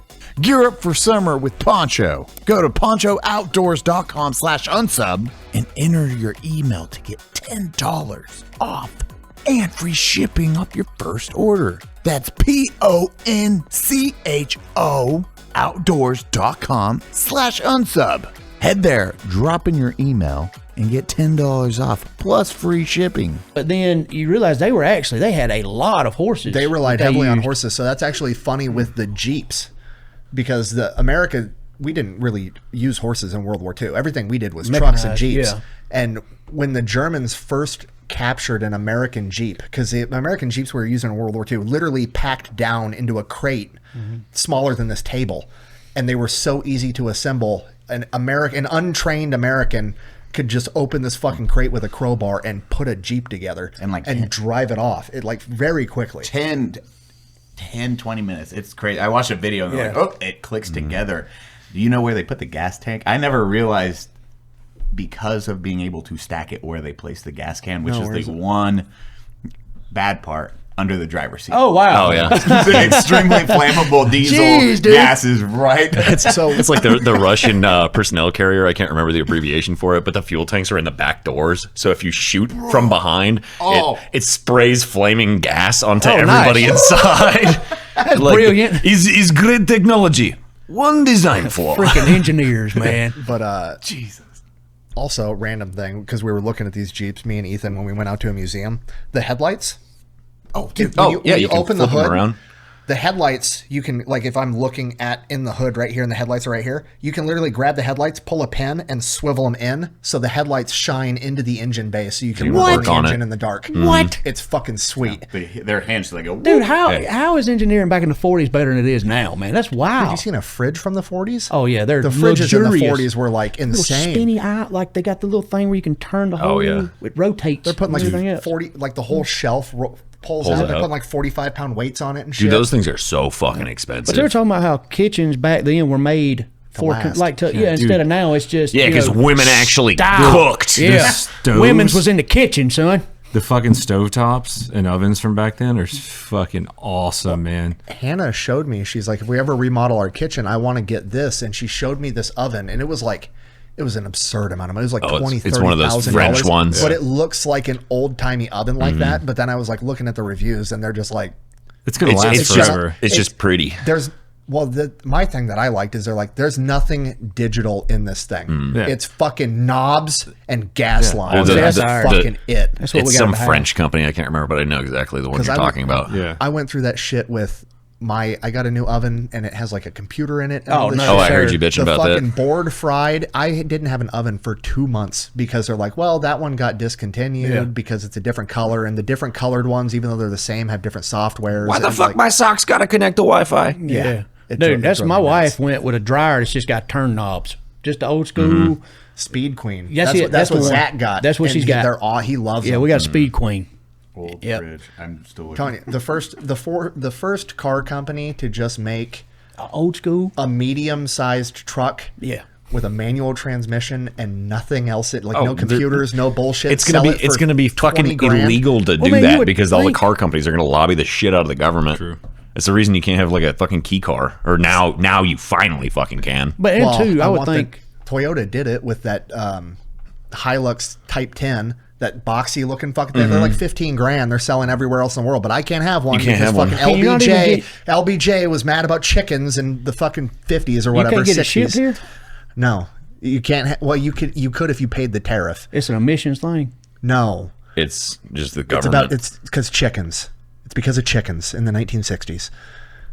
You See, can't that's get why I can't have a Hilux. That's why you can't have a Hilux. or you look, can't have because of fucking like a chickens. Chinese electric car. Those things are fucking bananas, Man, and they're like did free. you see the one where the freaking the Chinese got this SUV where if you got a flat tire, it will raise itself up any tire.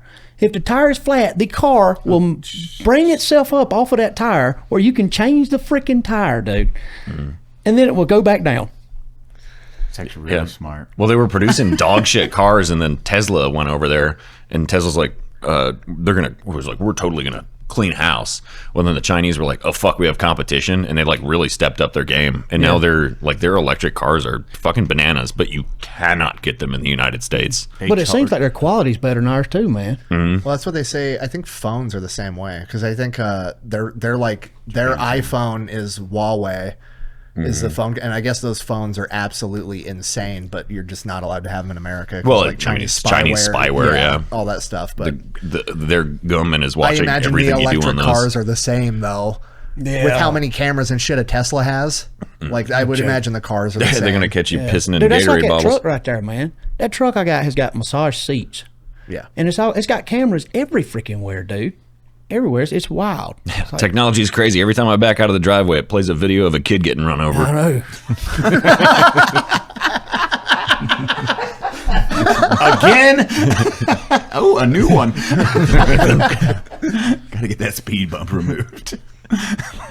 That's not my joke. I stole it. But That was a good joke. Cody, what's going on with your truck? I fucking don't know, You man. got a truck? So I think okay, so it was December 23rd of last year. Oh, Jesus. I'm driving through San Antonio. I've got an F-250 Super Baja. It's like Shelby. the coolest fucking truck Big I've ol'- ever bought. Oh, I was yeah. I was so happy to get like You bought a brand new? Yeah, bought it shit. brand new. I was so happy with this truck. I had it for about a year. I'm driving through San Antonio. An illegal pulls out in front of me, no insurance, like just comes off the shoulder right in front of me as I'm going 60. Destroy his little Honda CRV, like push the back all the way to the front. And of course, he doesn't have insurance. He was okay.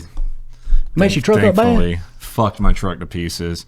Like all the suspension and everything in the front's fucked. Everything's fucked. And so that was December. It's still in the shop now. They didn't total it out. No, they didn't total it out. They said it's still fixable. And so State Farm, they're trying to put OEM, like junkyard parts into it. And the shop, thank God, the shop is like, we're not putting OEM parts into a Shelby. We're getting Shelby parts to put back into this truck. Oh, I bet they hate that, don't they? And so they're fighting with each other. They've been fighting for what? It's 6 months now, almost. Well, because you were fighting with the insurance to try and get it totaled, just because. Yeah, because I was like, guys, just total it. Please fucking total. It's a fucking collector car. Just then go back and get another one. Yeah, but they're putting it, they're piecing it together and fighting me every bit. Bro, that is wild. But my whole thing is like, dude, is it really in the shop? Or because I haven't seen it in 6 months, I haven't been down there. Or like, are they ripping it around Mexico with like cocaine in the back of it? Like, are the cartels just ripping this thing around? Cartels got your truck, dog. Yep. Dang, man, that sucks, dude. Usually they would give you a rental car anytime I've got. I turned it down. Oh, okay. Because they usually do it for free, and I would figure that would expedite them fixing the Like, vehicle. fuck, this guy's costing us $2 million in rental charges. Exactly. Yeah, in hindsight, I should have got the fucking you should rental have, just to man. sit in my driveway. Shoot you. I would go and be like, hey, it's taking this long. I need that. I'm actually going to fuck with them now. Thank you for telling me that. Yeah, just put a rental car in your driveway. What you drive? I have a Raptor Bronco. Oh, cool. Oh, the Bronco. Yeah. Oh, dang, I didn't even know they made them. Yeah, they got a Raptor Bronco. I really like it. Oh, that It's sounds fucking sweet. cool. It's The Broncos that are the bigger ones you got look great. Now, when it goes down to the little bitty ones, I'm like, bro, that's not a Bronco. The sports are like a unibody piece of shit, and they also have like some of the worst safety ratings I've seen. And then you have like the normal Broncos, and then you have the Broncos that have the Sasquatch kit with the bigger tires, like the Wild Tracks and the other one, and then you have the Raptor, and the Raptor is like, dude, the fucking tires stick 18 inches out past the side of the gangster. Oh, see, that's pretty. Oh, one of those. Yeah, that's pretty. Yeah. Is it supercharged or turbo? I think it's turbo. Okay.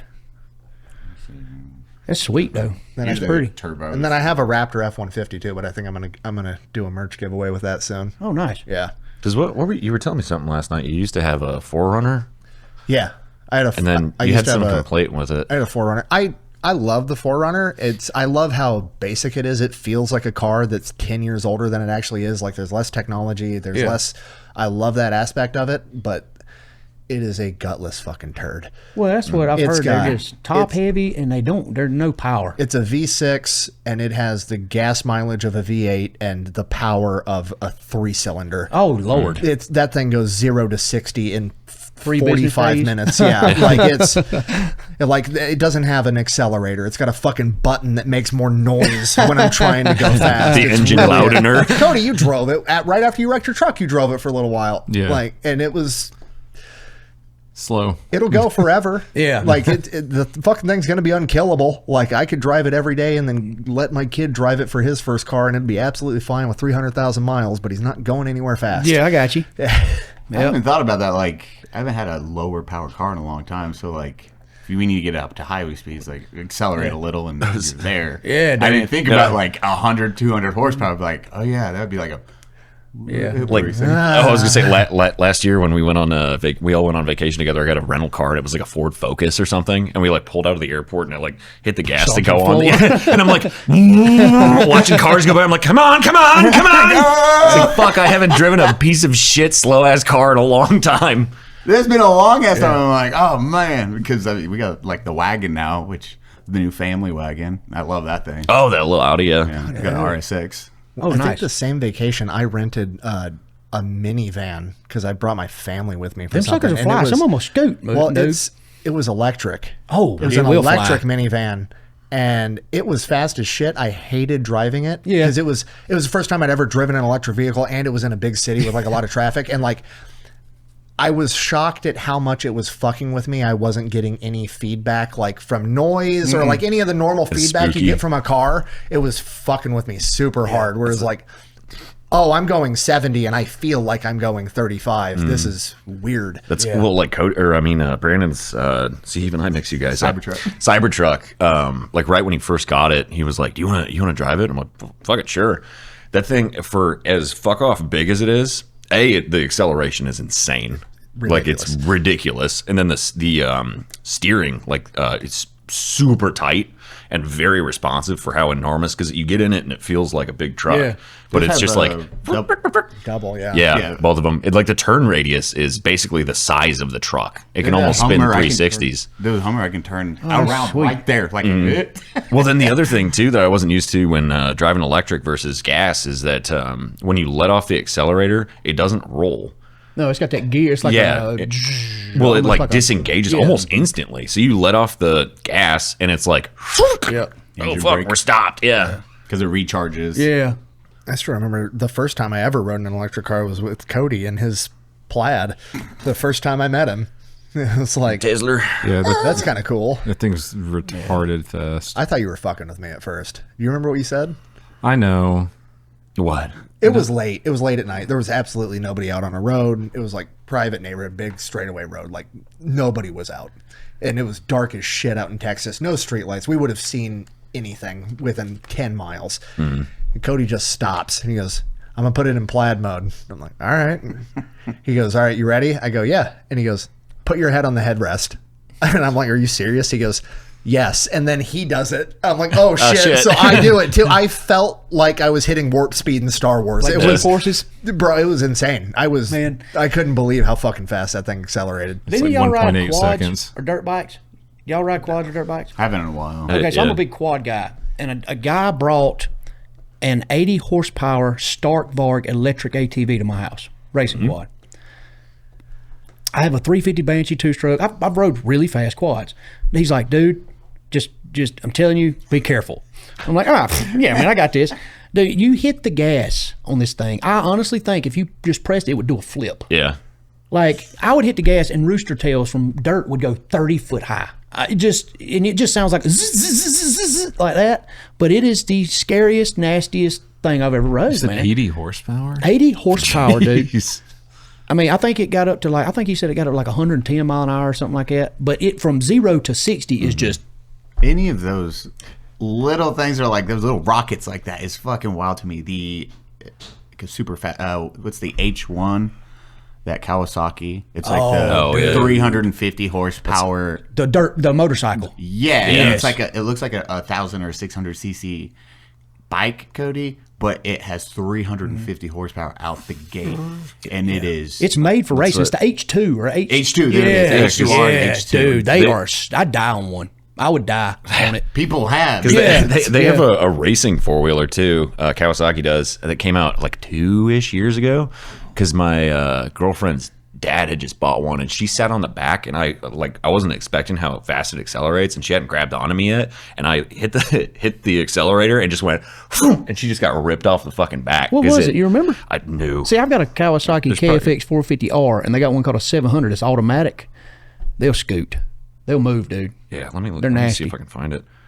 Oh my god! Have y'all ever seen the race on the Isle of Man? Oh, dude, that is the most. I love watching that. The motorcycles. I don't know how they do that because, on average, you have this race that kills 1 to 2 people a year. Yeah, and man, you'll sit there and it'll be 10 of them come by, and you just see it looks like just one, and it's like, dude, that is. And then I've seen people wreck, and it launches them.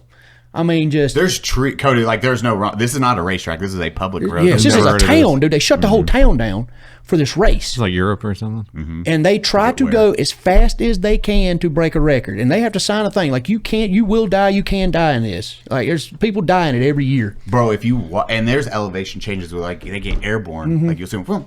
Just look up Isle of Man, TT Isle of Man or something. Just when you get a minute. Just look it up. You ever wake up and you're just like, oh my God, I need something. I need something. Maybe an echelon. Or maybe you're like a lot of people and need a nicotine pouch in the morning just to feel human. I'm the caffeine side of things.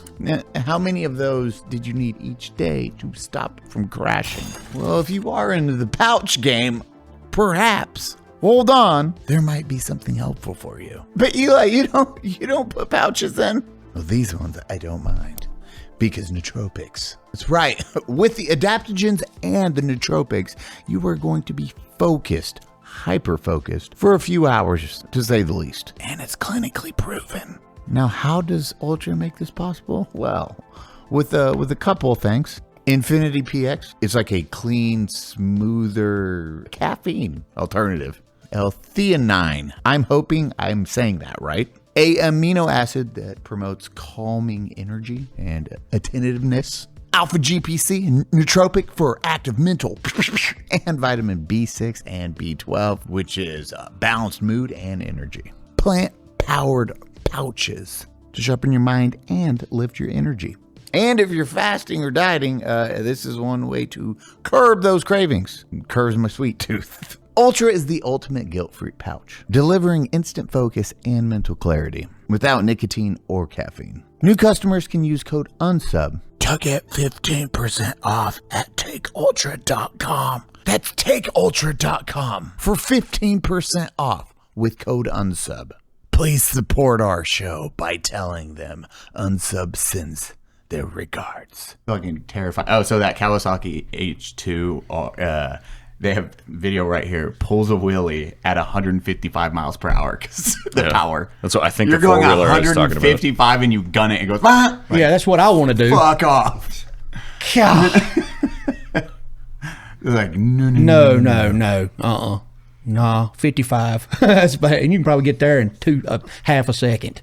I don't know, the older I get, I'm like, the quad I can see, but even then, as you're saying, that crazy one, you're like, See, yes, man, that's why he's the only reason, my child is the only reason I don't do too stupid anymore. You know what I'm saying? If I didn't have him, I'd be doing it, but... How happy are you that you were no longer a cop by the time e-bikes became prevalent? Oh God! Because I've thought about I did a sponsorship for an e-bike company a while back, and it's like a dirt bike with like the big fat tires. It's like 30 miles an hour without me pedaling. I was like, dude, if I was a criminal, no cop could catch me on this. I'd be fucking. There's no fences and yards in Iowa. I'd be bombing through residential people's yard. You'd never catch me. What brand was yours? A Venton, I think. I had one sent to me, big tires. Yeah. And it had a twist throttle. Yeah, that's what this one has. Like it's a twist motorcycle? throttle that goes to 30 miles an hour on a bicycle. Yeah. I was like, uncatchable It's to awesome. a police officer. Yeah. It'd be impossible. Well, I mean, it's happening now. The takeovers, the bikes where they'll get like 100 of those in a city, and just you see the cops try and catch them, and everyone just they might catch 3 people out of 100. Yeah. Yeah, I've seen where they do like the big dirt bike quad, like the rides or whatever. Yeah. And it'll be all of them. And what do? You can't catch them. There ain't no way. The idea of them not having a sound, which on a motorcycle, especially doing lane splitting, it's like, wham, wham. You want that exhaust. Yeah. So, hey, somebody's coming. But Silently, some assholes jetting by at 30 miles an hour. At least you can hear them come up on you on the interstate. You can't hear it.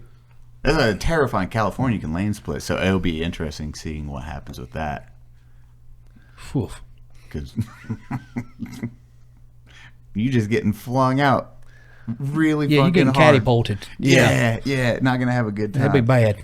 Do you do any other kind of fighting, cars, anything else, or you like fucking just love it? Man, I have a issue where if I go into something, like he wanted to race dirt bikes. My child wanted to race dirt bikes. A month, I got 5 dirt bikes. He wanted to do jujitsu. I got him 2 gis. I mean, Demetrius Johnson. And I go into it with him. It's like whatever he wants to do, I'm going in it with him, and we going full on. No, yeah, because you can't let him get better at it than you. I know. You can't have that's what I'm that. saying. Like, right? I'm not going to Yes. send you to learn how to go fight so That's you beat it. my ass. That's it, man. Absolutely not. And y'all see, he's a big kid, dude, so he's hard to handle already. I just tase him if I got to, but He's not going to Cattle turn prod. around 2 years later. man, You're choking my me son out. Put me in an arm Absolutely bar. not. No. So he wanted Just to win. Tap dance. Where did taser come from? right in the balls. Now, how old are y'all fellas? 32. Oh, youngin. 48. You ain't 48. Shut up, man. Google me. How old are you? 38. I'm 38 too. 41. Okay, so y'all know about the same. All of us, except maybe him. Pokemon was big when we was growing up. Fuck you, I'm not that young. Yes, Pokemon was big. Okay, I still remember getting 10 karat gold Pokemon cards in my Burger King Happy Meal, all right? Okay. That's so false, man. I don't believe it. It's true. 48 years old. That's I will, what he cut, is, I will too. cut you open and count the rings right now. I know that's a fucking lie. Yeah, that's a lie. That's a 48. lie. What are these bloody, weird feeling things? Where's the rings at? I was born February 24th, 1978. Happy belated birthday. Yeah. Thank you. Yeah, but he wanted to get into Pokemon cards. Oh. And then Daddy has, he don't even care no more. Here I am getting darn packages every day of Pokemon cards. Are Dude. you popping? Oh, man. Yes. And then have y'all heard this app called Whatnot? Yes. Text now? Don't download it, dude. What is it? It's a freaking auction app. And they auction sports cards, sports memorabilia, and Pokemon cards. Huh. And y'all already know I got an addiction problem. And so when I get on More there... expensive. You need to go back to I drugs. know, man. Pills were Save cheaper than money. this, dude. Stupid. I accidentally bid $450 on a card the other night and won it. Damn. How do you accidentally? It was a Type in a 12 number dude, and was, accidentally hit pay, You just accidentally slide. hit accept. You just slide and Oh, hit okay. bid. Well, it was at 30, and when I did it, it went up to 450 because they just bid it that fast. Shit. And I hit 450 and won the card. I mean, I go into everything a little too hard. Some of the sports because sometimes I'll do a Fat Files video on like a sporting event or whatever, and then I'll like just doing my research, I'll come across some memorabilia, and like sometimes you can get some really cool stuff really cheap. Yeah. And I bought when I did the Broad Street Bullies, the Philadelphia Flyers, when they beat the fuck out of the Soviets and like made them quit at halftime just because they were actually turning it into a street fight. The main dude that was the Philadelphia Flyers enforcer, Dave the Hammer Schultz, who has like the record for the most time in the penalty box, and he's got all these crazy records for getting in fights. I got an autographed Philadelphia Flyers jersey from him for like $200 with papers and certified. I was like, yeah, that's mine. That's going on my wall. This is dude. awesome. Like you can find some like really cool memorabilia. If you're not trying to make money and you just want something cool, you can get some cool shit. That's my thing. I want is collectible stuff. You don't realize now, man, how many people will buy these Pokemon cards and freaking scalp them. Like ridiculous amounts of prices that they scalping these things for. It is wild. I went to Target for the first time in like 3 years a few months ago. And yeah, I as I'm walking in, it's, normal, every, family you ever seen at a Target or whatever. And then he looked like a stereotype of a greasy Redditor. He like comes in and he's like fidgeting around. I'm like, I bet that motherfucker's going straight to the Pokemon cards. Sure as shit, went over to the card aisle and then dumps everything they have into his cart. Like, good Kids can't God. even get Pokemon cards because of slobs like that, dude. Well, I was at Walmart up here the other day, and there were dudes wearing jerseys, like team jersey scalpers that were waiting for them to restock the shelf. Yes, they will sit in line, man. They know at our Walmart, they know when they're going to be there, and they'll sit in line and wait for These them. guys had a whole club. That's what, like, they were like, I've never seen a scalper fucking jersey before. and now I've seen they put like little cards up on the rack, and it's like see cashier to get fucking Pokemon people steal cards. 'em. Yeah. Yeah. Well, and you can only buy like one at a time or two. Yeah. Yep. And they will freak out if you do that. I thought I can buy. What you telling me? I can't buy them. That's against my rights. And you're like, this is a business, homie. Yeah. Like, they can tell you exactly how many you can buy. Thought or this was can't buy. America. It's not. You know what's not illegal though? Reaching into someone's cart and taking their Pokemon cards and then buying them. Yeah, that's legal, right? That's completely legal. It is. Nobody owns it at that point. The store owns it. The card? Wait. He's saying when you're both in an aisle at Target, you can just reach over and take shit out of their cart. I thought you were saying like I heard car. I was like, you're reaching Can into you somebody's really? car Yeah. and pulling. because it's the store. No, I mean I do that property. anyways. It's store property at that time. Because then it's just they're not going to say anything. That's mine now. The Yeah, cops what don't are want they you to gonna know do? this, but you paid for their gun. You can just grab it. Exactly. we pay taxes. It's literally on my challenge coin. Yep. Which mine is yours. Oh, that is freaking cool. And then read it. It's a donut. Dude, that's awesome. You pay taxes. That is a That dope is really challenge. freaking Cop cool, guns, dude. That you is. can have that. Oh, cool, dude. That is really cool. I have a lot of these from being on the It's road. on your other one. Oh, sweet. We got two up there. I have no more. Those are the donut ones. What's the most you spent on a card then? I think that $450 was the most I spent on a card. Okay, that's not too That bad. was a lie, but go ahead. Yeah, no, it's But fine. I mean, I didn't tell you how much I spent the whole week. Like in 2 days, I spent a good bit of money.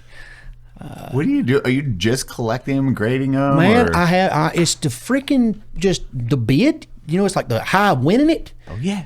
and then also the high of opening the pack. Oh yeah, dude, popping packs is. Bro, yes, man. Have you done any first edition stuff like old school 1998? It's so expensive, dude. It's so expensive. Like getting on websites and trying to get these people want like $20,000, $10,000 for this stuff. For a pack. Yeah, it's like I can't do that. I had all of mine in a storage tote in my parents' basement. You still got them? I do, but my mom. I was talking to my mom. This is like a year, 2 years ago, and she goes, "Oh yeah, your nephews found all your old toys, and they were having so much fun with all your stuff." And I was like, "Can you send me a picture of what they were fucking with?" Dude, they fucked up my old Pokemon cards. Dude, you could be a millionaire. Could have. This is JT when he called me that one time last year, and he's like, "Holy shit! I went to my mom's, my parents' place, and in the attic, look what I found." And it is all first edition, second edition, and they're all like, what? I got he's like, oh, because they just stayed in the attic for 20 years. Mine were, Bro, that's were a perfect. freaking jackpot right there. I told him. My nephews ripped through all of them, pulled them out of the sleeves, and I were fucking got playing that with one. them. Look how, but like the condition of it's like It's like a Gym Mint not 10, terrible. son. Yeah, they're like just fucking mint Charizards and Is shit. it yours? No, it's JT. He was like, oh shit, I went home and I found them in the binder from 20 years ago. I ain't that lucky. That's awesome. I know someone, dude. Those cards, no one would have seen. I mean, you again grew up in that same time frame where it's like, How did this happen? It's a card. It's a piece of cardboard. yeah, Magic the Gathering. Jake Paul had one that was worth $16 million. He sold it for $16 million. Oh, that market's super inflated. I made It a whole is. video about it. A lot of people's talking about it's going. At some point, it's got to crash. It's got to. It does. It's went up and down, and again, it is a weird.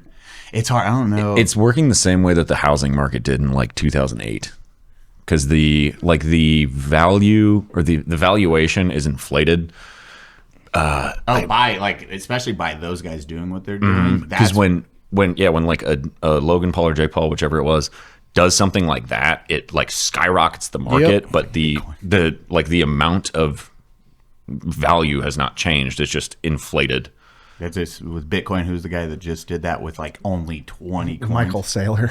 Yeah, Michael Saylor. Like He sold because he owns like 800,000 Bitcoin. His company does. Holy And shit! He was always, that's his whole company. That's all they do is they acquire Bitcoin. And he was always very much like, I will never sell Bitcoin. I will never sell Bitcoin.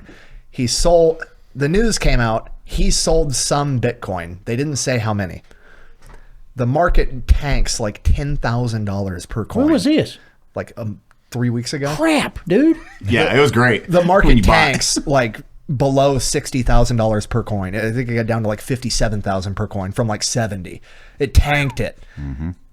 Comes out, he sold 32 coins. He sold 32 of his 800,000 and then turned was around it, and but- bought a shit ton more. that's Oh, just like After the dip. speculation, Dude. scared Because everybody. So That he is freaking sold. brilliant, man.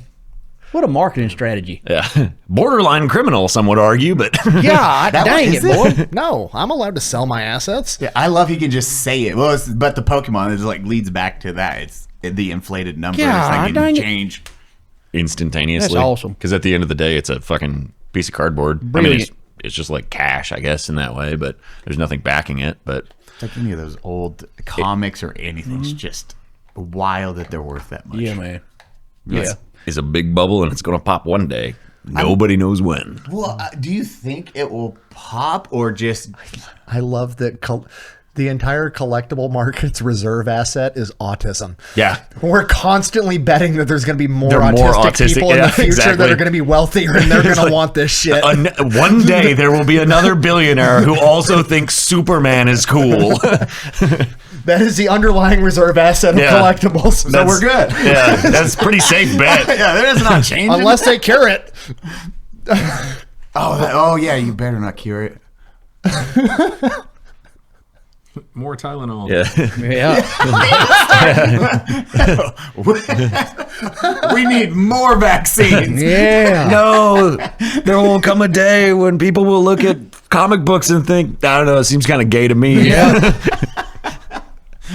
Watching that, just how much anime took off because Cody, it was like nerdy to want to see anything Pokemon, Dragon Oh man, Ball. you still in high school? I'm like, them nerds watch Yu-Gi-Oh and Dragon Ball Z. Like, what kind of And now, it's popular. It's all like get common. out, man. God, yeah, it's so popular. Yu-Gi-Oh's better than Pokemon. Nah, dude. I'll die on this hill. The Pokemon- card game itself, I ain't about that. I'm just about collecting them. Dude. I Okay, don't care that's about fine. the card game. actually playing the game. I don't know. I forget Pokemon's not just trading cards. There's an actual. Yeah, there's an I actual always game. forget Yeah. that. I've never played it. I I have don't no know. idea how it works. we There's know energy Well, I and stuff. think they take, and like Magic the Gathering's big too. Oh yeah, EDH. I'm not going to pretend I know how to play that. I Yu-Gi-Oh always- is simple. There, monster. It's got this many say. attack points. Yeah, we used to play the My fuck attack out of point's bigger. I win. Yu-Gi-Oh Like- in middle school was big. That's kind of like Pokemon. They got their little powers, and this one had 350 XP. This one have Yeah. whatever, and then You've activated my trap card. yep.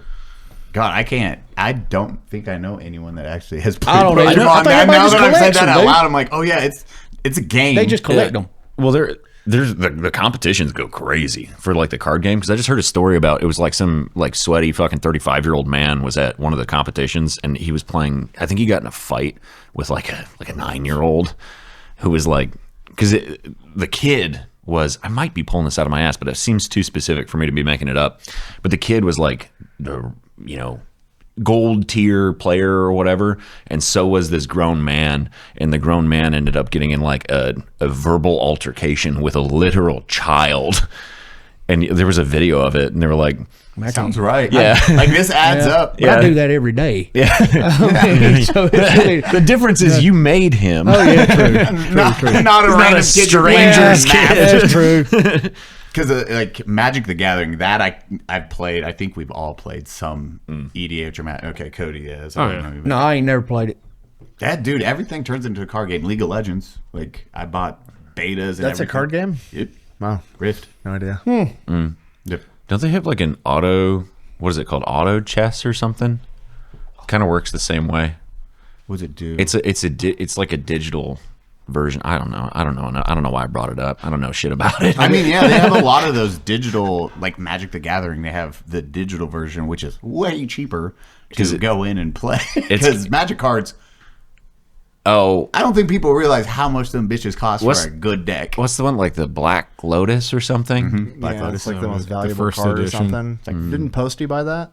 No, he bought the One Ring from the Oh yeah, the Lord of the Rings collection. And they made, and it really genius marketing and an awesome idea is, hey, we're going to make one fucking card. One, and it's going out in the world. Post bought it for $2 million or $2.5 million.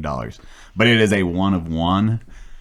And It's pretty cool. we waited a week for it to get announced who got it. Because we didn't know. Everyone was like, who the fuck got that? It was already getting speculated. Like $1.5 million, $2 million. It was just like some asshole in North Dakota went to Walmart and bought it. Yeah, he was actually, it's one of the northern, I want to say it's right around the really? river. Yeah. Like actually spot on. And he was like, what the fuck?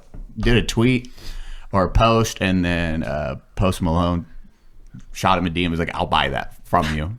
And then they met up. They did like a little event for it, and then he bought the card for like 2.5 mil, I want to say. For a fucking card, it's wild. I know, man. I know. Thinking I spent $450 for a card makes me feel like a dumbass. But $2.5 million. If you're spending $2.5 million on a card, you got money, man. Yeah, Post Malone, That's just I think you've heard of that's him. pocket change. You know what I'm saying? it's got Oh, a that's who little bit bought. of Okay, yeah. Okay, he bought it for $2 million. And what card was this? The One Ring. So it was Magic the Gathering with the Lord of the Rings set. That's That that is the only card, and it's marked with. and it's 1-on-1. Is a one of one. God dang. Okay. They're really, really cool. There was a It. Not even they. Yeah, There's yeah. one. that is It dude, is that's cool. so fucking wild to me, dude. Verstappen's. I have Verstappen's rookie card. I think branded, and I love collecting shit. Yeah, me too. The one Verstappen card, I was like, oh shit. Here's what. Oh, I never heard of this one. It was rare. I didn't realize how rare. But it had like a piece of tape, his autograph, and a piece of his gear on it. Like, really cool card. I was like, fuck yeah, dude. Okay, let's see how much it sold. $550,000. You got that one? No, fuck no. Dude, I got have you ever seen the No. card called the fuck face card? Have you ever seen that one? No. Okay, so back in the 90s, it was a baseball player, and they were taking team pictures. Well, his buddies put fuck face on the bottom of his bat. took the pictures. Oh. Topps came out with the pictures. Yes. Oh, he snuck that Like a in very, there? very limited. Well, his buddies did it. He didn't even know he did it. He didn't know. So Cody. This is the actual Topps card? Oh shit! Yeah, so Topps only released after they figured it out. They didn't release but so many. So this guy ain't even really a good. Like, he was nothing special, but that card, yeah. Just look at that card real quick. hilarious. Connor missed the story, so this is gonna be good. See if you see anything different about that card. Fuckface. Yep, there you go. That's how it always goes if it's like that restriction of PlayStation 1. One of the most expensive PlayStation 1 games is a college basketball game because they only made a handful because it fucking bombed. No one bought it, and then they destroyed it. That shot that price up to Ain't that wild? $200,000 A garbage a game that nobody wanted to buy. Because it's But rare. that made it rare. Yeah. Because it sucks ass. Something's a rare for a good reason. Yeah. Like, That's just like, oh. What about, did you have any of your old Pokemon cards or any of your classic Man, I don't shit? even know if I ever bought a pack, dude. Oh, you I just watched hated it on nerds TV. back in the day. No, we just poor. Oh, yeah, that too. Welcome to the table. Yeah, man. So I don't think I ever even had any Pokemon cards, until 38 years old, dude. That's sad. It's a good age to start. Pokemon. I hope, no, I Pokemans. like that. When you call people to buy their cards, like, hey, you got Pokemon cards? I'll be like, The streamer? Pokemon. Like, I love this shit. Mm-hmm. So which one have you watched anyone else's content, like Police Breakdown? There we go. I watch some. I see him. I watch him. Yep. And fuck what's me. wild, man, he lived in the county right up from me. Like 20 minutes from me. I didn't. I police like right next to him. No shit. Yes. Yeah. That's cool. Crazy. Never Crazy. ran into each other. But yeah, I've seen his content. Of course, I've watched a lot of his content. So It's that history thing. You just like, I loved it, man. And just the way he does his content, like I don't know, it's just really good. Energy really good and setup. then Yeah, and yours is really good too. Thanks, man. It is, it's awesome the way y'all two do that. You do great it's content. great. It's really good, man. For a 48-year-old man, you got some good content. Thank dude. you. Still got aging that gracefully. that young energy. Yeah. Youthful eyes. Yep. Like, with going for comedy, who are some of your favorite comedians? I meant to ask that earlier because I was like, Tom Segura, I've been to see him twice. I mean, I sat front row, like he could spit on me, because Tom Segura to me is just hilarious. Dave Chappelle, of course, absolutely amazing. Bill Burr, I like Bill Burr, and God, what's the Jeff, the Australian guy? He's hilarious. God, what is his name? Jeff. Jim Jeffries. Jim Jeffries. Oh man, he's hilarious too. So those guys I like, because I'm not a one line guy. I'm a storyteller. In depth storytelling with punches in the story. Chappelle does it really. Yes, good. Like, he's man. king of yes. It's like And I'll take that one joke, and I also love Rodney Carrington, because Carrington, man, back in the, he's still funny as all hell, but back in his heyday, old redneck feller, just good storytelling, funny guy. So that would be my top guys. What do you think with like Tom Segura and then who's the other Burt guy? Kreischer. Yeah, what do you think on like Burt, his other half, or how did you? I like Segura. I think Burt Kreischer's a really cool guy, nice guy, but his stand up is not. He had one really good story, and I That think one machine story really, and there's no offense. That's not. I've watched his specials, but they're just not my type of comedy. Segura to me is just hilarious. You know what I'm saying? So what about now with your Matt Rife or anything that do crowd work, a lot of crowd work? Are you like, oh yay or eh? Man, and Matt Rife he's killed it, absolutely killed it. But my question is, if he didn't look the way he looked, would he be popular? Just about to say, Because he's not like the Netflix specials I've seen were not good. And I know I'm probably gonna get hate because he's jealous, whatever. But the crowd work, okay, that's great, man. But to me, like, I want to see a set. I want to see you do a 1 hour, like you wrote this, punches in the all that. But I just really don't think that if he were some regular Joe, that he would be where he's at. The sets, like Robin Williams, I haven't watched one of those old sets in a long time until I watched Robin Williams recently. The amount of energy that dude had. Cocaine is what that's called. Dude, the cocaine was insane. He was infamous for stealing jokes. Really? Was he? Oh, infamous for stealing jokes. Yeah. I did not. He know would absolutely steal jokes in a heartbeat. Because he would sit at like the back of the Comedy Store and just literally write down other people's jokes that were killing, and then he'd go That's perform what. them. That was like when like Rogan was starting to blow up. With Was the he Mexican called out dude. Carlos Mencia, Mencia. yeah. Because Mencia was huge. Because he had Mind of Mencia on Comedy Central. That Carlos was massive. Mencia. And Joe Rogan goes up on Destroyed his stage and career. confronted him in person. And what the fuck is that guy going to do to Nothing. Joe Rogan, Man. when nobody else in the country knew how to fight, Yep. and he's got 2 jiu-jitsu black belts and a Taekwondo. world championship or whatever the fuck he had. Yeah. And, you know, Mencia, too, I mean, he called him out, and his career, not after. And I've even performed at clubs where they're like, dude, he barely sells any tickets. He basically, so far as I understand, is almost exclusively performing in like Mexico now. Yeah, like he does not sell tickets anymore. At all. Who's the other one? Blew up and brother stole a bunch of money. Dane Cook. Yeah. Dane Cook to me was the early 2000s Matt Rife. Mm-hmm. No offense, the women loved him. If you look out in the crowd, it's going to be a bunch of horny women just out there. His first special was okay, but I think it was just he just wasn't that good to me. Bro, you remember the movie Waiting? Ryan Yes. Reynolds, Dane Cook, Yes. all them? That's such a good Great film. movie. Andy Milonakis is in it, too. And Dane yeah. Cook was in some funny movies, you Yeah. know, right there in He had his the one- heyday. He had the one where it was like a Costco. Yes, man. Type thing. Employee Yeah, of the Employee of month. the month. Yeah, Yeah. that was a good fucking movie. Yeah, he man. had some great movies. I just didn't think his stand-up was anything special. I mean, he made his money. Brother stole a lot of his money. And then he $10 made some million, more. I think, or something like that. Jesus. I used to love Blue Collar Comedy Tour when I was Oh, in like yes, sir. middle school. Yeah. I loved it. Yeah, but when you watch it now, you're like Ron White to me is still got. Ron White is hilarious. fun. Ron White is for Ron sure White's the best still out hilarious. of the 4. But when you watch it now, it's like I can see why I thought it was hilarious when I was younger. When I was 14. Yeah. No offense to those guys, they're legends, absolute legends. Well, I always say the funny part is in middle school I wanted to be a comedian because I loved watching Blue Collar Comedy Tour, and then fast forward fucking 15 years, I get to travel the country with my 3 friends, and at the end of it's just us 4 sitting on stage just like they do at the end of Blue Collar Comedy Pretty Tour. freaking awesome, ain't it? And at the time, because I was 12, my favorite comedian was Larry the Cable Guy, Yeah. and I'm the Fat Electrician. It's great, man. So that's weird. Manifested it, dude. I guess.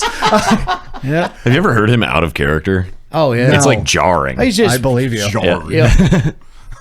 Hi, how you doing? Yeah, he's like, hey, I forget his like birth name, but he's like, yeah, I just called into the radio station that my friends ran and decided I was going to be this, hillbilly character, and He's from Nebraska. ran with that for the rest of my career. And it's like, oh, whoa, he's worked. just a Yeah. normal guy. Now look at him. Loved him in cars. Yep. Miter. No, I that's- bet he made more money from that than he did his He whole did. stand-up career. Oh, That changed his career right there. 10,000%. They were saying Eddie Murphy, Shrek with Donkey. Shrek he's is the- like after the residual checks and shit came in from Shrek and Donkey. He's like he put an audio recording studio in his house. Said I'm never doing a fucking another movie ever again. They call Shrek the retirement film because Cameron Diaz, Mike Myers, and Eddie Murphy Disappeared after that. they have not done a film since But you know because they the made next so Shrek's much coming out. goddamn money. So it was they got royalties on the back. Yeah. Uh-huh. And they are all infinitely wealthy because of fucking Shrek. Well, the joke with Shrek was for a long time it was a punishment at the development studio. you have to go work on Shrek. You have to go if you fucked up. They sent you to go work on Shrek. Like you weren't working on the big project, so it was like a side back burner project forever that they would basically like throw their fuck ups at, and I think Pixar, right? it went DreamWorks. It went up against the Prince of Egypt or whatever it was. Oh yeah, the really pretty Bible movie. It went up against the Prince of Egypt at the same time, and the Prince of Egypt was the one that they were like, "This is what's going to crush." And Shrek's just, we'll try to recoup our money on the back end, and then Shrek was fucking. Well, because it was a It's like- spite studio. Yeah, It's DreamWorks fucking- was in spite, and that was specifically for Shrek, where the owner's like, no, you're going to figure this out. They did a complete reshoot. Michael Myers didn't have a Scottish accent at first. Yeah, well, it was Chris Farley. Yeah, well, And yeah. then So he died. Chris Farley, he died. Michael Myers did the entire movie. They watched it. He was like, trust me, can I do this in a Scottish accent? And they're like, what? No, you filmed everything. What the fuck? He's like, just can we please do all the audio over again? Executives He like, did Fat Bastard. fucking okay. And then he redid it, and they're like, that's it. That's what we needed. Yeah. It's Shrek 5 his coming dad's out. accent. It's wild. 'Cause his parents are Scottish, so Oh, okay. He does a good. Every time I just think of Fat Bastard. The Austin Powers were so good. They were. I love them. They changed 007. That's why. All three of them were fantastic. Yes. The part where he gets the golf cart stuck in the walls. that's to the point where, like, if I find myself in a spot where we call Dude. it Austin Power, like, oh man, I'm gonna have to Austin Just- Powers my way out of here. The back and forth 80 Yes, times. man. Just that is just hilarious, dude. It's just great, man. That's why the 007s, when they switched to Daniel Craig.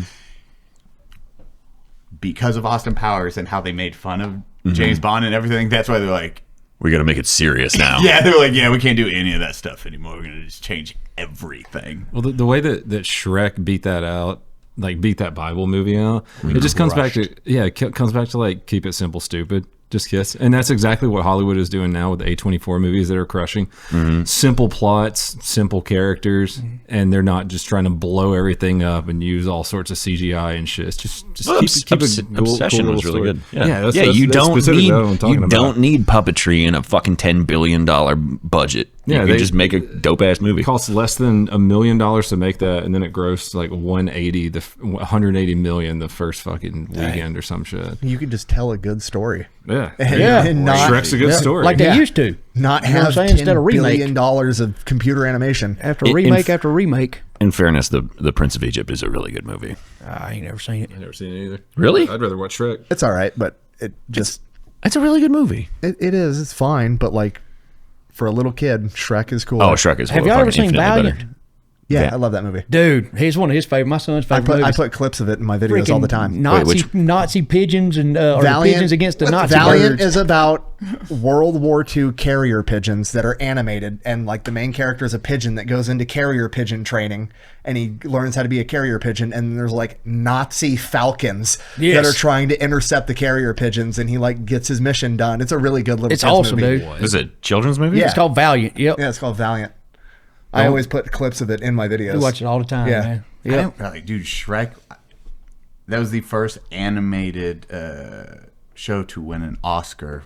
Plus, it won over 40 awards. What did it gross like in theaters? Oh, like dude, the it killed. first Like one. it destroyed every movie that year in revenue. Shrek. That movie still kicks ass. I just watched it at Christmas. It's so much fun being a adult now and going back and watching movies that I watched when I was a kid and catching all the the adult jokes that humor, went like, over your head, yeah. Oh, I had no idea that the bad guy in Shrek was named Lord Fuckwad Yeah. for my entire childhood. That's hilarious. Based off of the Disney guy. That's Yeah. Modeled that dude because he hated him that much. They're like, no, he's gonna look like him and be short and be a fucking dick, and that's his name. Yeah, he was like not the CEO of Disney, but I think he yeah, was it the was the CEO CEO. because the guy who started DreamWorks had this idea for Shrek, Yep. and then they were like, no, that's fucking retarded, and so he quit, started DreamWorks, and then Shrek, or the amount of like references, because like Duloc, the city or whatever, is like making fun of fucking Disney World. Yeah. It's just he was like, the whole movie was like, fuck you, Disney. That's great. 500 mil in 2001. Dang it. And then, dude, 2004, 933 million for the second one, 800 million for the third one. They fine. Yep. They can retire. Oh, yeah. Especially on royalties. You're like, it's like the Star Wars guy. Video games, toys, merch, licensing. Like that movie made so much money. Yeah, McDonald's Alec Cooks. Guinness, Yes. Alan. Obi-Wan Kenobi That Oh, dude took yeah. that 2% or 3% of on the the toys. off everything. Oh, Star yeah. Wars. Yeah, it was just like, oh yeah, I'll do what 3% because they couldn't afford him. So they're like, we'll give you 3%. He's like, fine, because he hated that fucking. Like he thought it was trash, and he's even when he was dying, he's like, But he also said he's like, but I have a nice house now. Well, that's funny. In the I think it's the second one or the fucking seventh or whatever in chronological now in the new timeline or whatever. Alec Guinness's Obi-Wan Kenobi comes in and he's like the force projection or whatever where they're all blue and talking to people in their dreams, and he comes in, they're on Dagobah, Yoda's home planet or whatever, and he comes into frame and then immediately his like ghost sits down on a log which doesn't make any fucking sense because he's a ghost, but it's because Alec Guinness was like, fuck this is the lamest shit I've ever done, I'm not gonna even stand while I read my lines. He made it was 2.2% off the back end, so 95 million out the gate. And he was like a big Shakespearean actor with this huge career, and that was at the very end of it. He's like, now every time someone approaches me, they go, oh, you're Obi-Wan Kenobi. And he's like, God, does it infuriate me? He spent his whole career, and he's only remembered as Obi-Wan Kenobi. Like in the 70s, getting a check for 95 mil, though, but I'm fine with it. I'll make this work. So much cocaine. Yeah. Back when I forgot. He was Lawrence of Arabia, and he was in the Bridge over the River Kwai, or on the River Kwai. I don't know that one. It's the British Famous war POWs. movie. It's a really good movie. British POWs in Japan, or in the Philippines, but under the Japanese Empire. Oh, It's really old. Yeah, one. in the 50s or 60s. I can't remember. Mr. Ginger, any words or tips of advice, and what are you into next? What do the people get to look forward to? Comedy tour is over, so it is time to start building my contraptions again. Your doodads. So and we got knickknacks. some builds coming up. What are you building? I have a Honda Ridgeline that I turned into a monster truck Love it. because Honda Ridgelines are gay, and I wanted to make it look more manly. Is that the QB one? It's the truck. Yeah, it's a that big looks truck. Like a with the minivan. gay things it on looks the. like the minivan. They cut the back off. It's a man van is what it's called, but it's nitrous injected. But we're gonna turn it into a lawnmower. Plan is get a bush hog, put it under That there. seems dangerous, but go on. Well, we're gonna take a bush hog, put it on there. We're gonna winch it to where the bush hog can come up and down. That way we can adjust the amount of grass we want to cut. And I'm gonna try to put some the wheels on the back that spin like on a zero turn lawnmower. Yeah. I'm gonna try to find big enough bush hog wheels to put on the back to where when I turn it, the truck will just like that and turn in a circle. Dude, that would do so good in protests. Oh yeah, Yeah. yeah, it would slice some people up, man. Dude, on the content creation side, do you ever watch Demolition Ranch build his crazy shit? I've never seen him build stuff. I always saw his guns. So his second channel, Off the Ranch, he would build crazy contraptions like that, and that was some of his best videos. Yeah. Like view wise, millions and millions of views. You got to show us you building this stuff, man. Well, see, for that's sure. the thing, man. My builds, I've never shown them, but the builds themselves, it's just me and my buddy that build them. We don't go by a drawing, nothing. We just do it. Yeah, film that shit. And so we've never done any plan. We just kind of build.